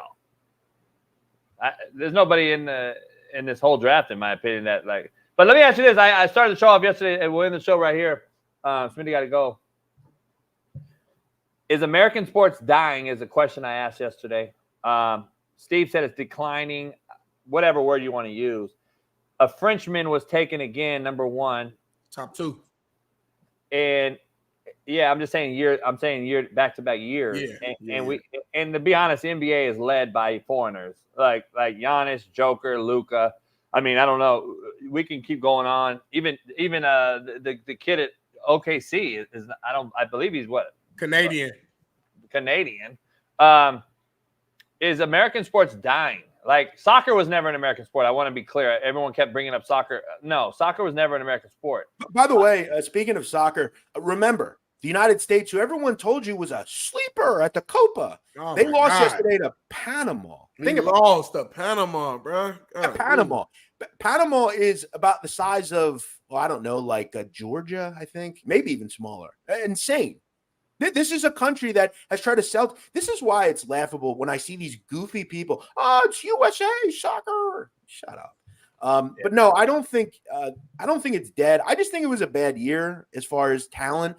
I do think a lot of the kids selected, Reed Shepard, Donovan Clingan, Stephen Castle, Dalton Connect. I think there's still a lot of really good American players. I think next year's draft will be really good. Cooper Flag will be number 1 pick probably. We're going to get back to, taking things and remember over. Too, I've also said I'm a big Euro guy. I think you're generally going to get a really good player that comes over from the Euros. This is find bad Euro players, and I'm talking about a lot of bad ones. There's not a lot of bad ones. Some of the best players we've ever seen over the last 10, 12 years in this country are Euro players. Jokic or Antetokounmpo or whoever. So let me read this to you in the show. Let me read this stat to you, and this is what someone sent me that I find fascinating. In 23 and 24, the NBA season, a record 125 international players from 40 countries and territories were on opening night rosters, representing about 25% of the NBA. This marks a significant increase from the 9% from 99-2000 season. So basically in the last 24 years, it's gone up almost 20%. In my opinion, in 2000, when 21% of Major League Baseball players were born outside America, now it's 48. Do that. That's a big jump in 20 years. So 15% more players in 23 than in 2000, 7% more international in baseball, and it's 100%. I believe 100% American sports are dying. I'm just looking at the numbers. Yeah, the thing is, you listed 2 of them. No, I know that in that stat, football didn't get brought up for a reason because we know why. Yeah. And then also basketball. Let's keep it funky though. Like me and you both, we from the inner city, JB. What's the easiest sport for American guy from the inner city to just go play? It's basketball. You don't need too much. Just find your ball. That's my point. Go hoop. So we gonna always play basketball and always hoop in our sport. But we don't play soccer growing up. We don't play that. Just being real. We don't play. Yeah, but let me ask you. Baseball growing up. Yeah. But that's my point. So that's what it is. But that's my point. Why I keep asking: are they dying? Smitty, show me a hood right now that we're out there playing hoop. We're not. Everything's AAU. Everything's AAU now. We're not in the hood no more, though. We're not out in the street. You don't have Americans out in the street no more. We're on video games and social media phones. We're not out in the street no more. We're not sliding down slides. We're not drinking water at the Cardinals. You can call me old all you want. The truth of the matter is we aren't playing outside anymore. I got to tell you, I do drink water out of the garden hose, and it's pretty good. It's some of the best water of all time. It's the best. Outside playing high and go seek, high and go get it, hooping, whatever. You run around playing tag, you go get that water hose. But also, these cats call me old, though. They'll never do it. I mean, you're old. 2 days can be true. You are old, but you're right. Also, Dr. Jill, Bronny is a 3-point sharpshooter. He was 16 for 60 from 3 in his season at USC. He'll never get a shot off in the NBA right now. That's why he's going to play in the G League. He'll play in the G League to start. And he'll play in the G League to start. And there's no way he'll get a shot because the whole point of him getting drafted is so him and LeBron can play together. So they don't play together. And this whole thing is void. So he's gonna play at some point in the NBA. Yeah, but you could also draft him as a good as a rub your back thing, which they did. There's no way. Fuck! I ran my toe over. My big toe. I hit my big toe. Hold on. Oh, that's the worst. Woo! That's kind of soft reaction, but I'm gonna do mine right now. Let me bang mine and then I'm gonna do my reaction. I ran mine over though, like with the whole the seat I'm in. I mean, when them computer chair, I ran over the top of the big toe. Anyway, there's no way they draft him and they don't play on that court together at some point. It's no point. Maybe in like a 124-94 blowout, he'll get on the court for a few minutes and look, it's cool. First time in history. I don't know if it is, but Shaun King behind the scenes told me that Bronny will be a legit NBA player. Earlier on the show, he said he'll be a star. Well, he disagrees with everything. He didn't say a star. He said all-star. Yeah, he said insane. He said Jared McCain will be. He said that to me as well. It's just insane. I mean, just running. Hey, Jared McCain is listen. There's a lot about him that I don't like. Is that the nail painter? On the court, yeah. On the court, though, I ain't gonna lie. On the court, it kind of pissed me off. He actually is pretty good at Duke. Well, I'm not gonna lie. So it just we don't like a lot of the other shit that's going on with it. So I don't know. He might end up being a decent player in this league. You know what I'm saying? We'll see. But I do gotta go, y'all, man. It's been a hell of a show. Jeff, man, it's the weekend. You got big plans? You got anything going on? Not really. Same old. Go out, chill, couple of drinks. Nothing crazy. Well, you be safe out there in Philly in them streets. Hey, Smitty, come out to my house this weekend. Smitty, come out to my house. I'm going to teach you how to really do a man's job and go work on the yard outside because I got to put some shit in the cement. I got to cut some cement. I had to grind it yesterday. I grind it out. I'm putting a flat grill in my outside kitchen bar. Okay. Hey, JB, you should have me come out. When I was a kid, my father I used to work with my dad. I'm a big concrete man. I know a lot about concrete, bro. Shout out to y'all, man. Shout out to y'all. I'm gonna be at Disney. I'm gonna be at Disney this weekend. I'm going to Disneyland. Jeff's supposed to be out here in May. Yeah, I should have. Well, I had some things come up, but that said, if you need some advice on concrete, let me know. I got you. Yeah, I'm gonna do a lot of shit. Y'all do that. Y'all have fun with that. I'm gonna be at Disneyland, and I'm actually going to play pickleball with Marcellus and people. Hey, Disneyland, you're like 30. Yeah, but JB, no, Disneyland, if you live in LA, it's just something that you do. JB went about 20 years ago. When JB was 30, he went 20 years ago. Are you going with like a niece or nephew or something? It's all Steve Kim now. It's all Steve Kim there now. But you're going like as an adult, like alone. Yeah, I'm going by myself, Jeff. This is me. No, man. The wife got invited by some of her homegirls.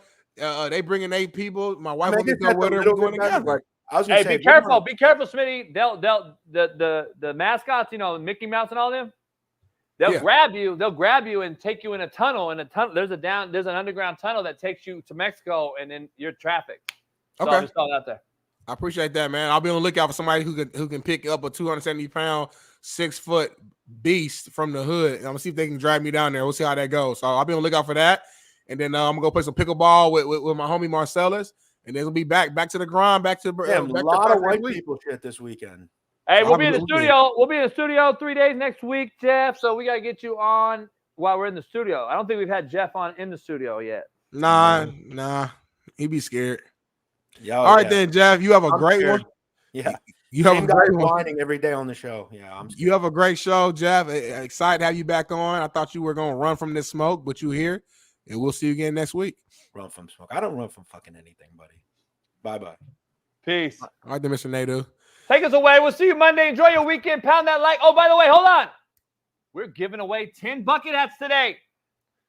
10 free bucket hats I'm giving away today. So everybody that retweeted my post on Monday, everybody that put it on their story on Instagram, everybody that retweeted it and did everything and liked it, make sure you got Buckethead Gang. I'm giving away bucket hats today to the 10 people that we randomly pick and select. So stay tuned. We'll tag you, and we're going to give away a bucket hat. So you're going to have to DM us your address. DM us your address when we tag you, and we will send you a bucket hat, white or black. Because we're white and black.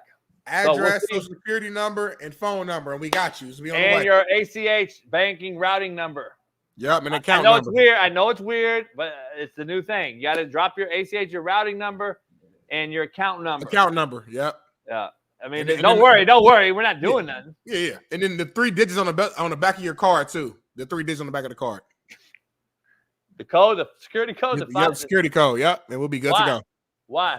It is part of motherfucking America, man. Part of the process. They keep changing shit and then how to get stuff shipped over. And the way we gotta do it on our system, we need all that. We need security code. We need and account the 4-digit number PIN and your 4-digit PIN. 4-digit PIN, and we need the route number. I don't know why. Wait, I know I don't have a 4-digit PIN, and a lot of you don't know this. I'm giving you free game as we end the show. Y'all need to create a 6-digit PIN. You can do it for your ATM cards. A lot of you don't think so. You all just go, just go 1, 2, 3, 4. I'm cool with my 4-digit. You guys will never guess it, so I'm good. I'll guess it. Guess it right now. Live on show. No, I can't. I won't put you out there like that. But I got a 6-digit PIN. That's easy. That's actually easier. I know exactly what your shit is. I'll tell you offline. I don't want to say it. I know exactly what your shit is. It's so easy. I'll give you my card, and then you go do it. All right. Cool. And whatever's on my card, you can have it if you get it right. Perfect. Thank you. It's so easy. All right, then, y'all have a good show. JB might stay. I'm going to go. I'm out. I got to go. Pound the like. We'll see you on Monday. Peace. Issues get pressed so fast it don't get sacked like bags and baggage. Smitty and Jason Brown, kill the ass a rap. We what the game's been missing. We